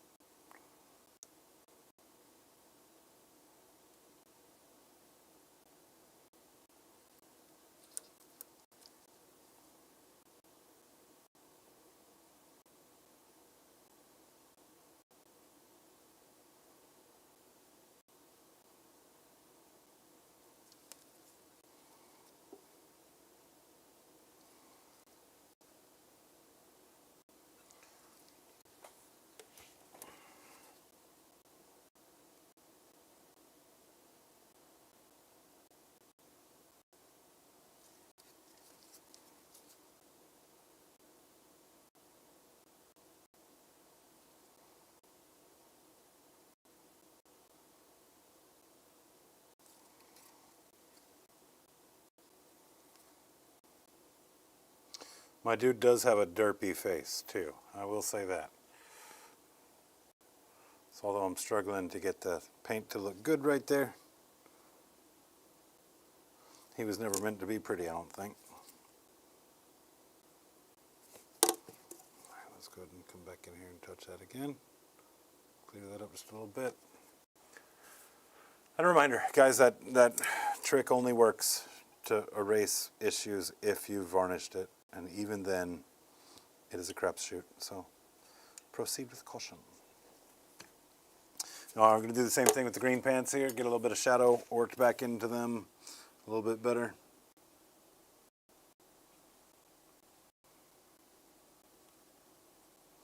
And what I'm going to do is I'm going to take some of this green that I've got on here and mixing with the darkest color of that khaki, just to give ourselves a nice little darker tone. And then doing the same thing, just like inside of the kneecap here, down the back of it, maybe directly down the front where there's no direct light.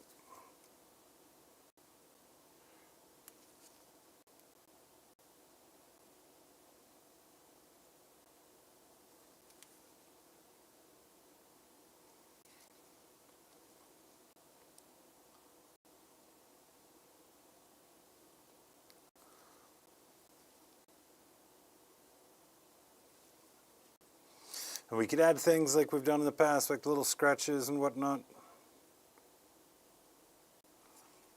But I think that that's a bit much for what, you know, we don't need to do all that for what we're trying to accomplish here. There's a certain amount of what can we do and like what makes sense, right, for the scope of the project.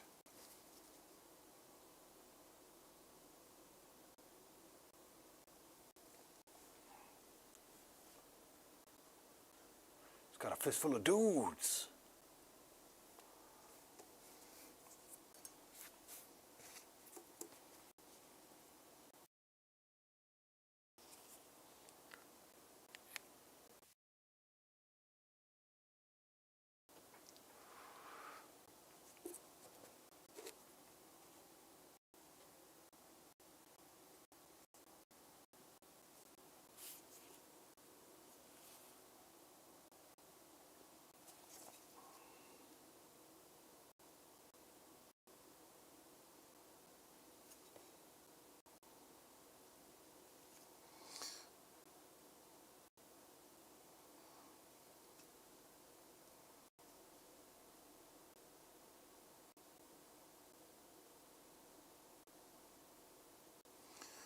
And doing the same thing with red. Just touching the darkest shadows just one more time.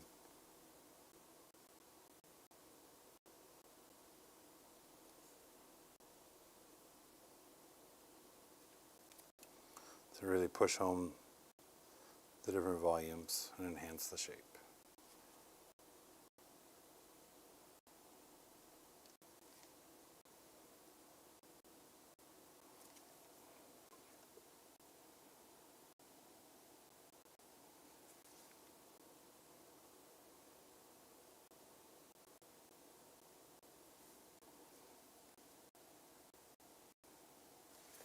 All right. Get a little quick little blend on these shoes and we'll call it a day on them.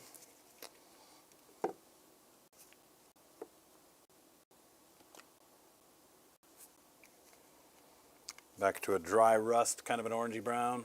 It's looking real good. Thank you, Hobgob. Great to see you, man. Did you see my message about the accommodations for Saturday night? Make sure you shoot me a DM. Let me know.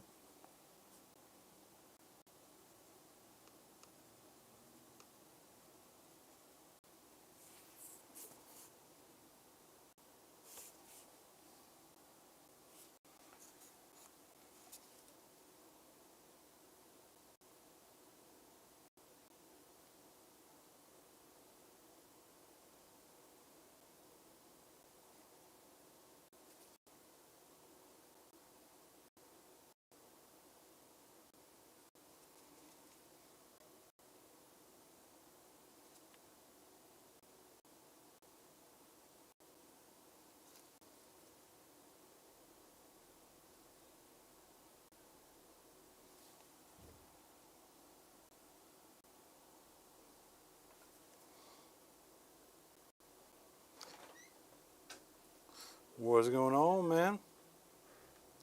Got Dan in the house just in time for me to get one of my stretch sessions in. That sounded wrong. But yeah, what's going on, homie? Just in the neighborhood. I didn't know you were in here solo. Bro, that's how I've been doing all of them, yeah. Luke came out for 2 of them. He joined me for 2 of them, 1.5 of them, and it was pretty nice. But yeah, man, I'm here to paint.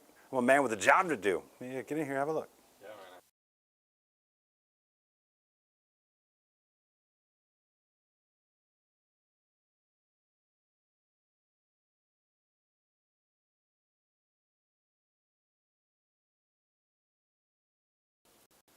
The signature purple Oh yeah. undertones and all of it. The leather looks amazing. Textured. Wood looks great. Weathered. Yeah, I love it, man. Looks awesome. Said those the dudes in his hand were a bit more than I bargained for. Definitely was a bit more work than I expected. So we're almost done. Steve was teasing you about having picked all the details or all the extra bits that give the most detail. So 100%. you got your work cut out for you there. And I was 100% trying to build it in a way that I could avoid that. Just messed up, man. I messed up real good.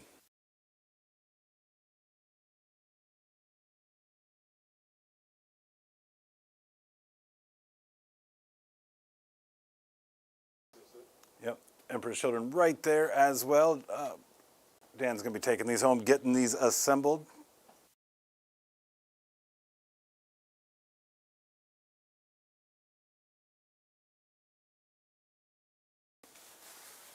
Hell yeah, brother. Good to see you. Drive safe. Sunday. See you Sunday. Hold on.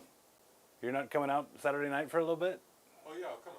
Yeah, you can stop by for a little bit, man. We're little birthday party, bro. I'll see you Saturday for sure. Little birthday party.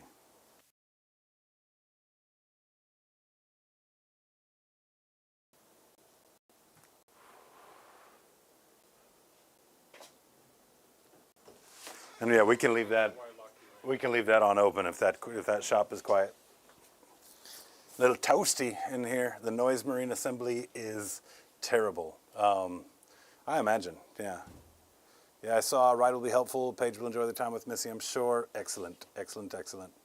I wish I had started these mushroom nights earlier in the week so I could play those. Tell me about that Morkanaut list.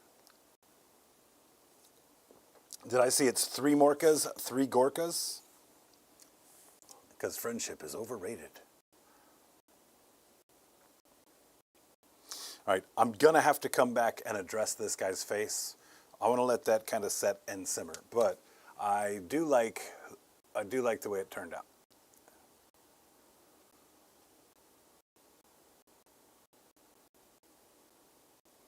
Very kind of cartoony, right? Kind of quick blends, nothing too high end, just enough to kind of tell the story a little bit. But you can really see the shapes of the legs. You can see where the knees are. See that dude's getting crushed inside of there. The red pops off the top. Green pops. Now here's what I want to show you too, right? Is when we flip it underneath, look what happens with the green.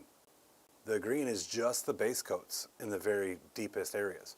All I did was add all of my highlights halfway up and around. That tells us the shape of the thing. And, you know, under close inspection underneath there, I mean, it looks like it's shadowed. We don't need to spend all the extra time on trying to create those details. So my boy is done. My boy is finished.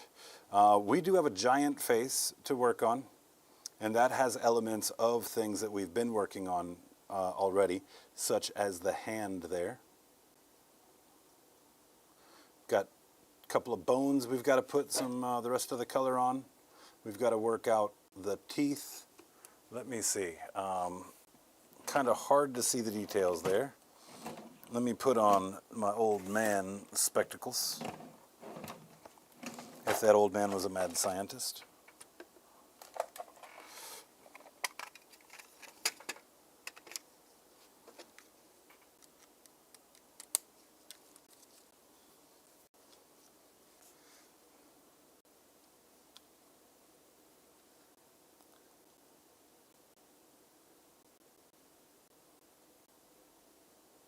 Okay. He's got a skull for an eyeball on one side.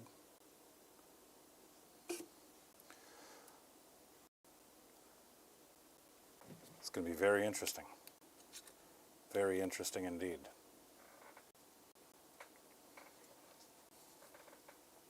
Okay, well, I don't need them to get started with some of it. I'll need those for the fine details. So let's just go ahead and get moving in that direction. As the time moves along and moves along, it looks like we are going to have to do one final episode, which is going to be this guy here. I don't want to rush this. This is a big focal point on the model, and it's an opportunity to do a bunch of really cool stuff with the different color bands, all of the inlay. That's going to be like a nice peanut butter wood inside of there, grayish white bark around the outside. Of course, the rope work. We've got metallics. We've got the stone. So I don't want to rush that. So I tell you, if we can get everything done but this, I'll feel very good about it. So let's just keep on plugging along. I don't have to have it in the mail tomorrow. All right, so as much as I'd like to be done with it, I do want to give it the proper amount of time. All right, I don't want to just phone it in because it is taking longer than I anticipated. We'll just take the time to do it. All right, so let's see. We got 6 knots, 3 mechs, 3 Gretchen, 2 units of Ludas. Those Morkanauts will be a fun speed paint, especially if we collab it, you know what I mean? Because there's a lot of stuff that can, you know, it's just busy work, right? Very low skill ceiling. We can just isolate the stuff that has to be done differently.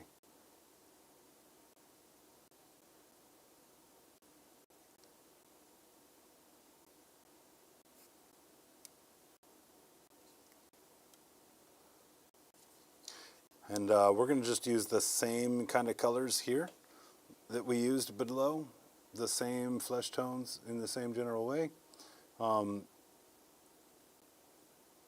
Clearly, he hasn't been chewing on this long enough for it to really be decomposing.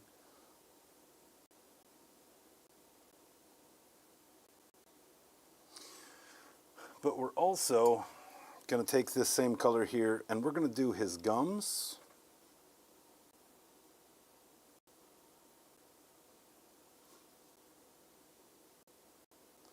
The inside of his mouth, and this big bottom lip.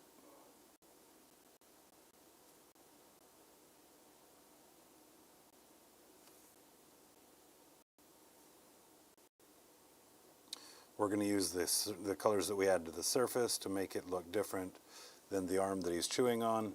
And then, of course, because he's just, you know, chomping away, like, you know, probably tore that right off of a torso, there's going to be gore factor like we talked about. So let that dry.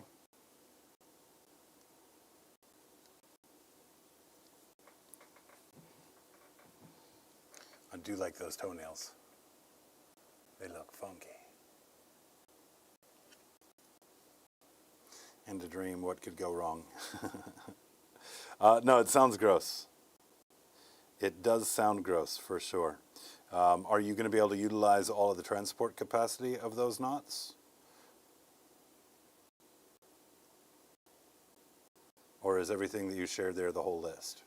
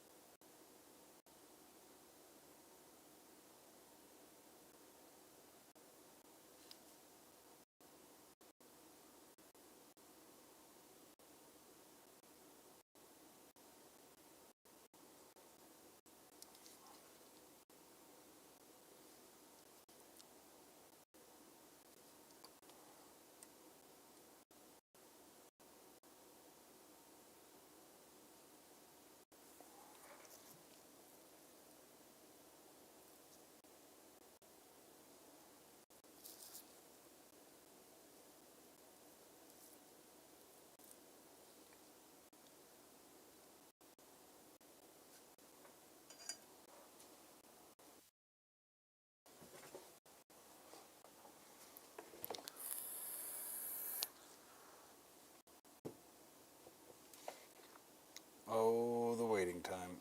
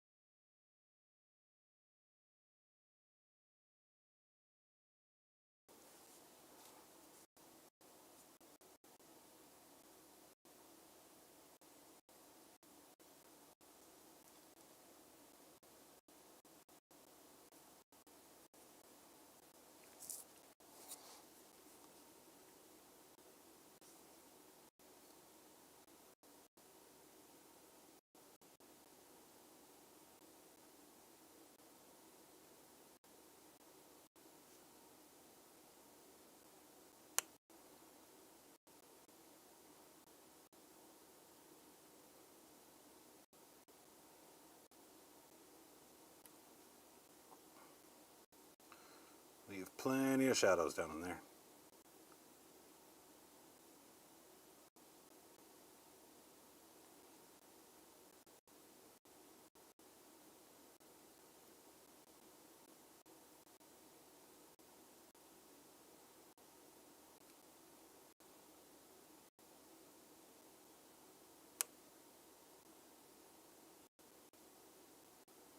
I'm not even worried about the backside of it.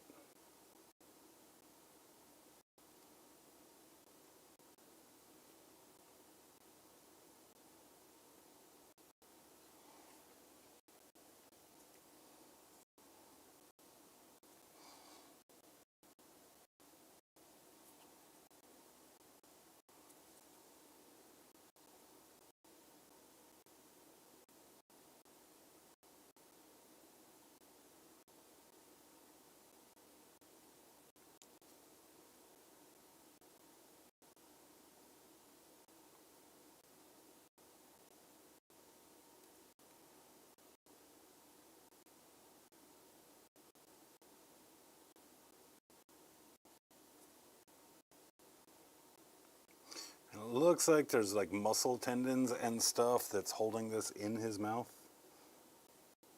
And that's going to take those old man goggles to see, for sure.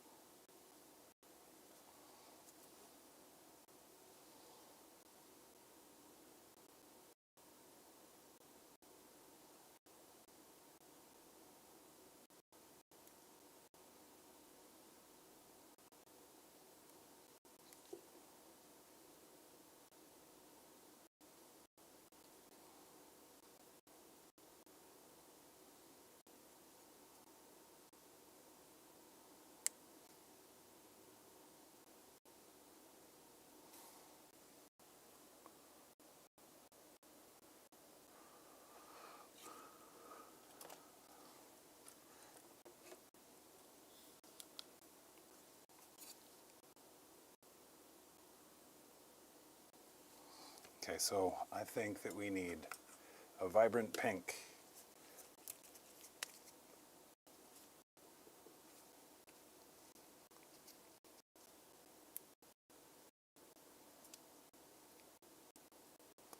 And I think Two Thin Coats Cyber Pink will do just fine.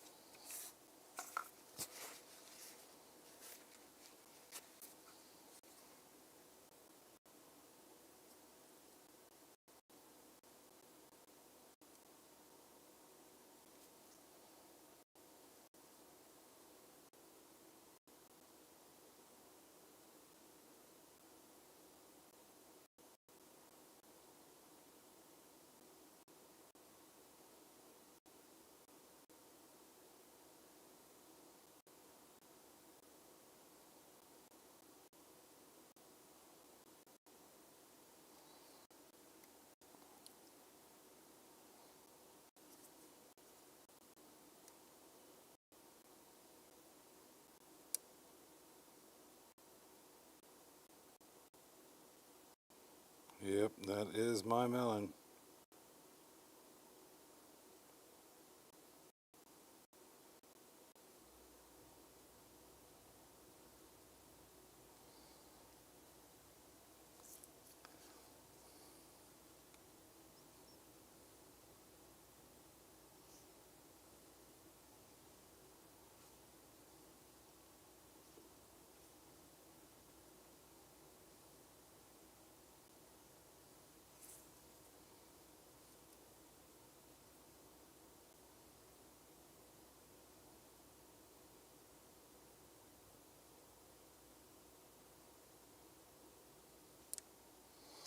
Okay, and then we should be able to just use something like a Magos to help recess shade that a bit.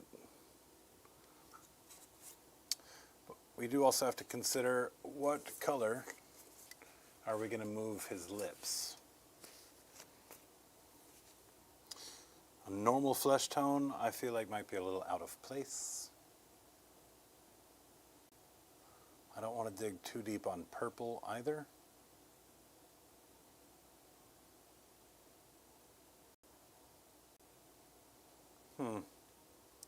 Decisions. So let's, in the meantime, get in here and go ahead and block in where those teeth are. Running out of room on the wet palette.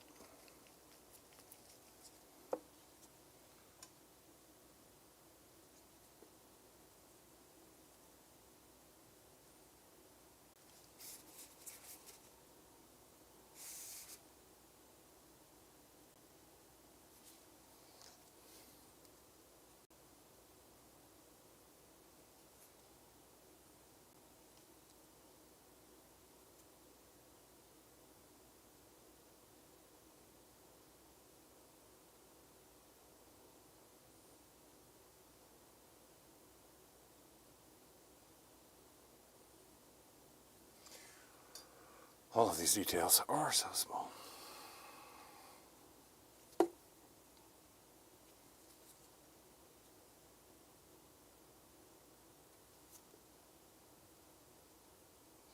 Good thing about the magnifier is I can also see when my brush is overloaded before I touch the model. That's good knowledge to have ahead of time.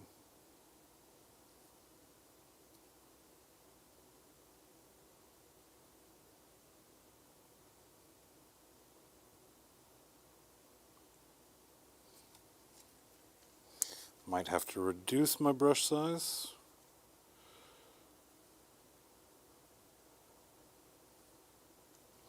You always want to use the biggest brush possible and only like reach for the small brushes when you absolutely have to. But we might be approaching that I have to area. Oh, you son of a... That's alright, we know that'll clean off.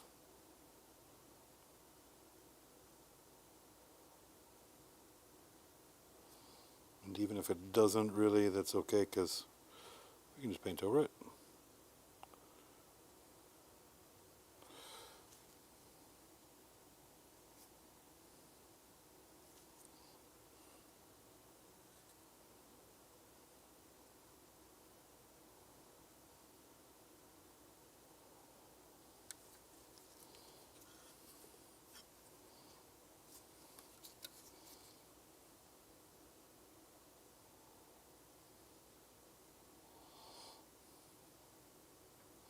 Which is probably going to be the easier thing, is just rely on painting over my mistakes here rather than getting this perfect.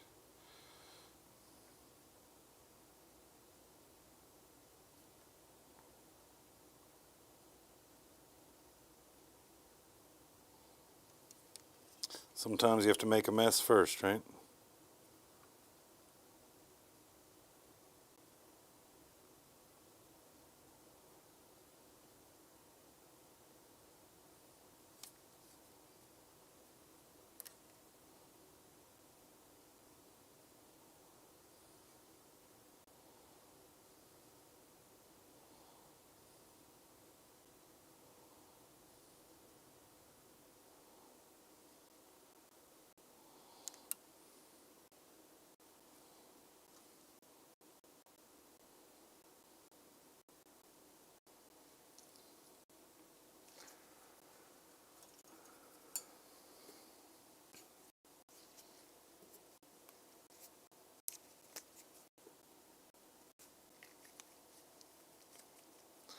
Why is bigger better? The reason being typically is the body, the bigger the body of the brush, the more paint that it'll hold, which means the more time you spend painting and the less time you spend getting the consistency of the paint on your brush right. So a lot of times that's what your smaller brushes sacrifice, is body.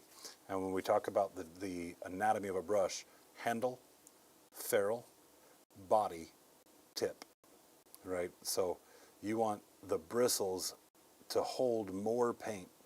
And the smaller a paintbrush is, those bristles can fill up, get your paint in your ferrule, then your brush starts splitting and reaching in all kinds of different directions.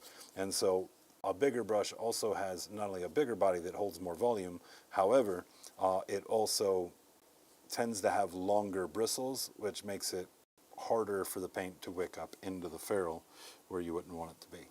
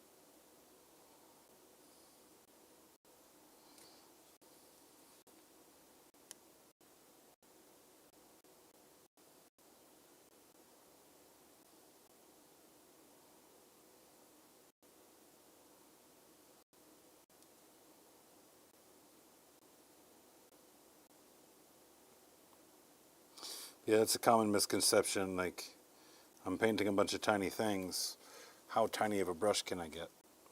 And there are certain things that you want a small brush for. Painting eyeballs you can't do with a round 2.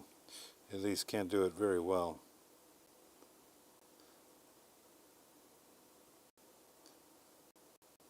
But when you actually think about the size of a tip, and when I say a round 2, this is a 2. All right. But then again, if the point of your 2 is intact, it's actually a very small brush. Since we're just painting with that frontmost piece of it.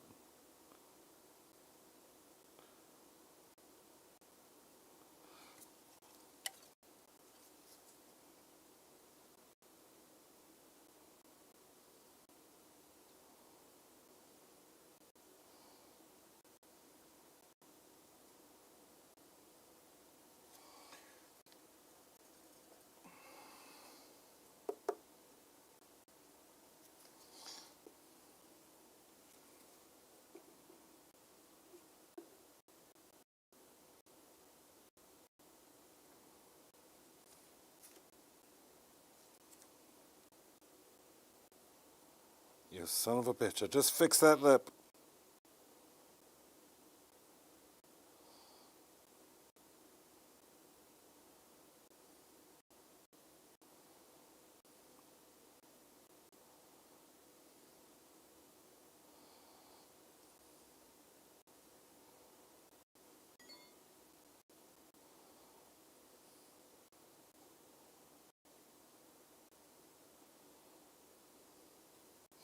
I think we're going to do that dance a couple of times until we finally line them up where we want them to be.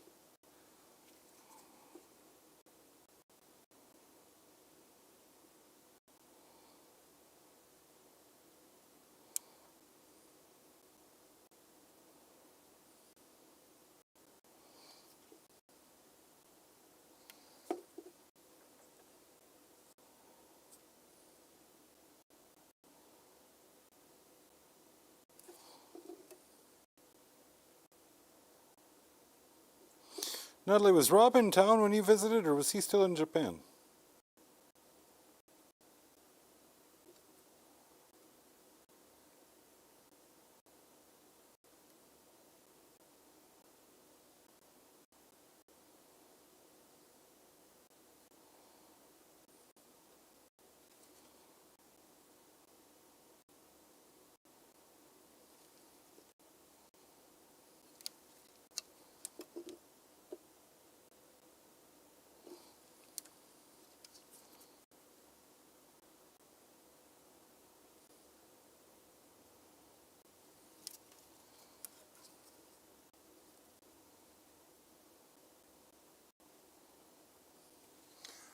and just get that locked in for now.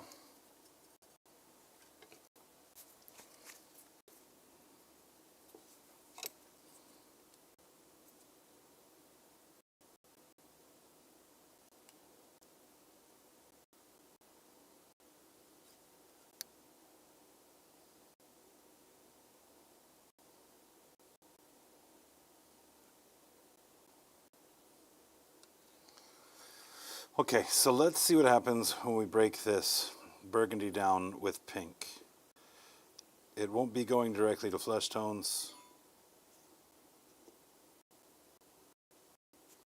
So maybe it'll look a little, have a slightly different feel than the little junk in his mouth.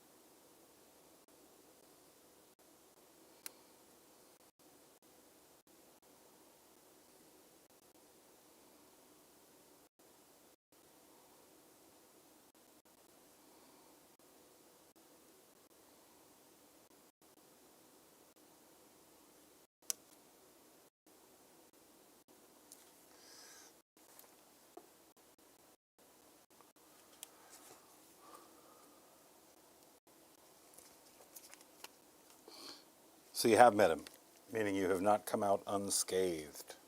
Okay.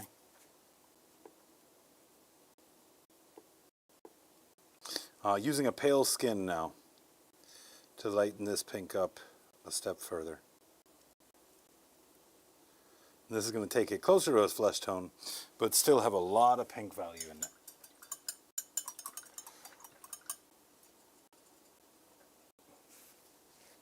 Oh, is that your number one on the cave reps here? This is Dan?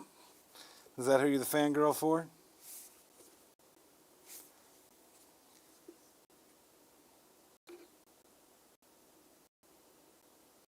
If you had to pick one, Dan's a good one for it.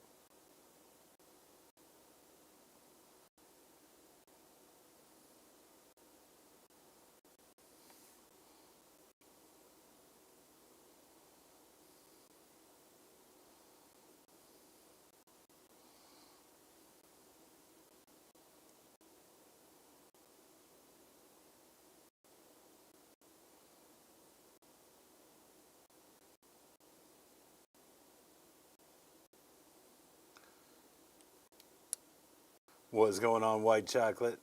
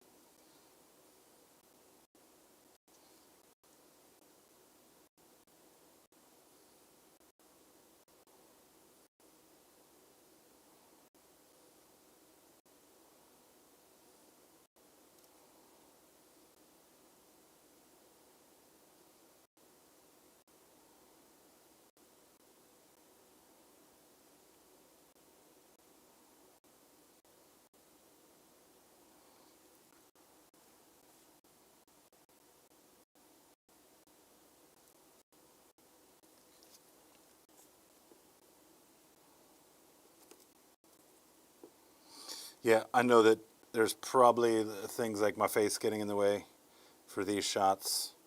I do have to be fairly close to really be able to utilize this contraption here.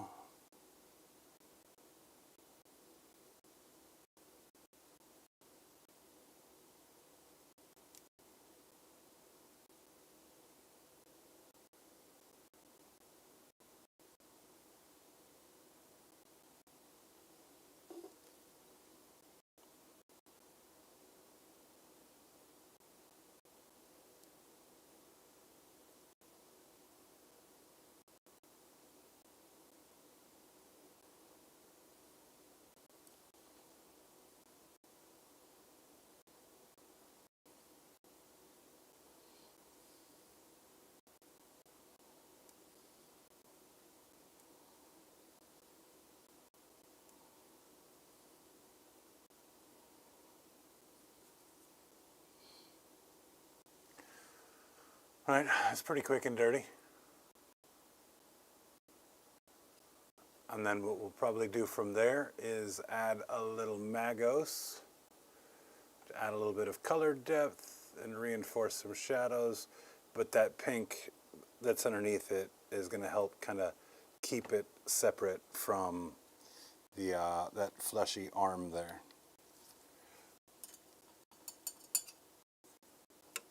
Cool, cool, cool. And I know it's peaking on 10 o'clock already. Where does the time go? Where? Let's grab a little of this Iandin.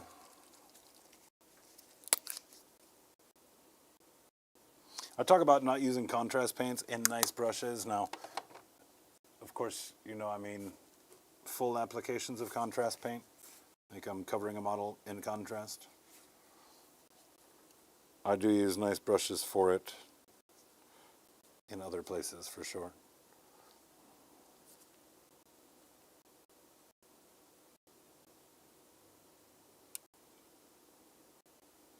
I'm just going to drop some yellow on these teeth because this does not look like a dude that's got the best dental hygiene. I'm going to take my brush, clean it. I'm going to get it where it's not fully loaded with water, but it's loaded pretty well. And we're going to see about just cleaning the surface of those teeth a little bit. Let the yellow I put in there kind of fall back into the recesses. Now I'll dry the brush and come back and try and just touch the surface of the teeth without wicking away the extra.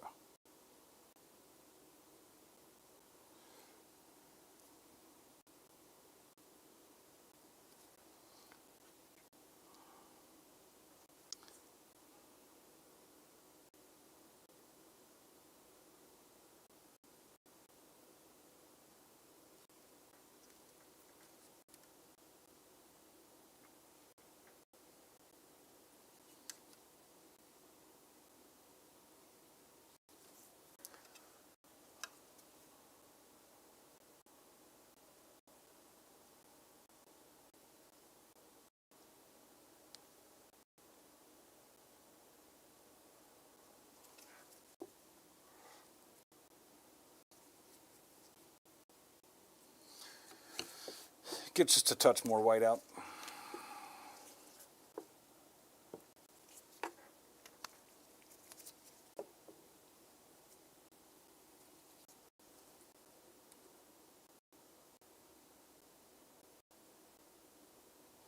And I'm just going to come back and touch the very tops of some of these teeth, just so it's not all yellow. I went with the yellow as well in that way to kind of overlap the pink that we did, kind of brown out a little bit, and kind of hide some of the seams.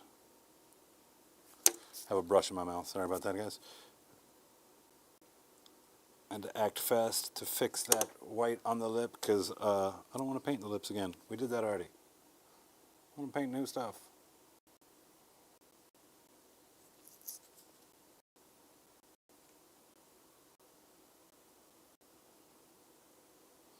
Anyway, Chocolate, wish you were going to be in town this weekend for Rob's birthday.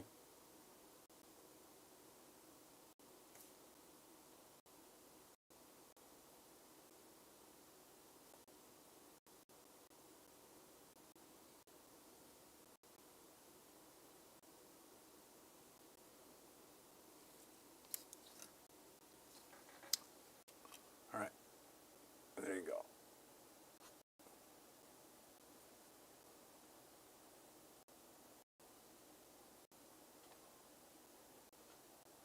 Saturday. Did I drop that at the right time for you to maybe be able to make plans and come see us? That'd be awesome. I'd love that, brother.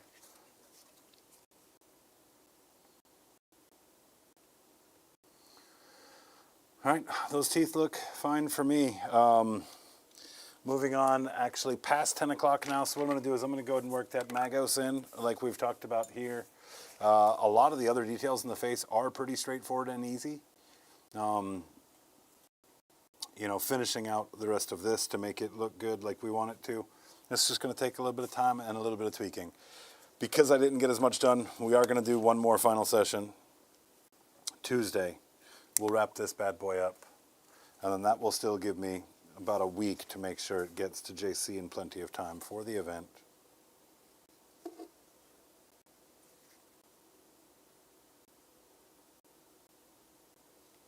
So I'm going to focus on making sure I get the bottom and the very tops where the lips are kind of at their furthest point. And this guy's sculpted weird in the fact that, like, he's got a normal skin top lip that is then covering like a fleshy top lip. It's almost like his gums where his teeth would go. There's an extra set of them without teeth out in front of where the teeth are actually at.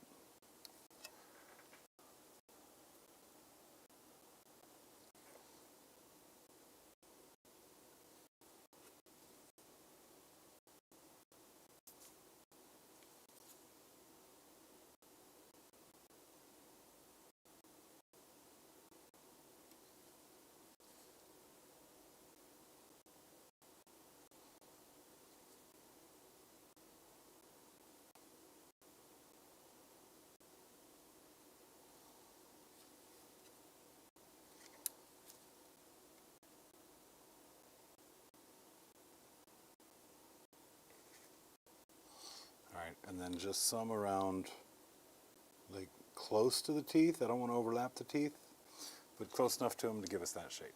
And I think that mouth actually looks pretty damn good once we get the rest of the face kind of dialed in, which is just going to be basically highlighting the flesh, painting in the hair, painting in the eyeballs, the hardware for the ears and whatnot. And that'll get us where we want it to be. Well, not as much done tonight as I would have wanted by any means. But, you know, what can you do? Time is fleeting, and this is a really, really big project. That being said, it is nice to have, like, the bulk of this now actually have color on it and not just be like that was like a mess in his hands before. Right? You couldn't really tell what was going on there. Now we can see he's holding a couple of dudes, right? So just about everything on here has got what it needs. Here, fingernails, finalizing just some blends of blues on the face and the eyeballs. Those like extra little bits and bobs. So get this thing done Tuesday, get it in the mail by Thursday. JC's got it start of next week or the following week, and we'll be good to go. So make sure you do get in there and vote if you haven't already on what you would like to see next on the channel. It's got to be something that can be a session or two at most, just so we can diversify some of this content and also diversify some of the painting I have to do. You know, give me different fun tasks to unravel. But yeah, very happy with it. Very excited to see where it's going to go as we proceed forward. Of course, as always, thank you guys for tuning in to tonight's stream. Thank you to our sponsors, Artis Opus, for these fine brushes we've been using all night. Game Envy, of course, for the Exemplar wet palette. 2 thin coats. I mean, they are all over this desk. Where's my zoom? Where's my zoom? All over this desk. Hey, hey, hey, hey. Eyes are up here. Two Thin Coats is a great paint. And, of course, spray gunner. Didn't get around anything with an airbrush tonight, but it's always nice to have that spray gunner connection when we need that airbrush stuff. So thank you guys for tuning in. Well, we will see you again Monday with Cryface for a little wake and make. Until then, keep your pants on.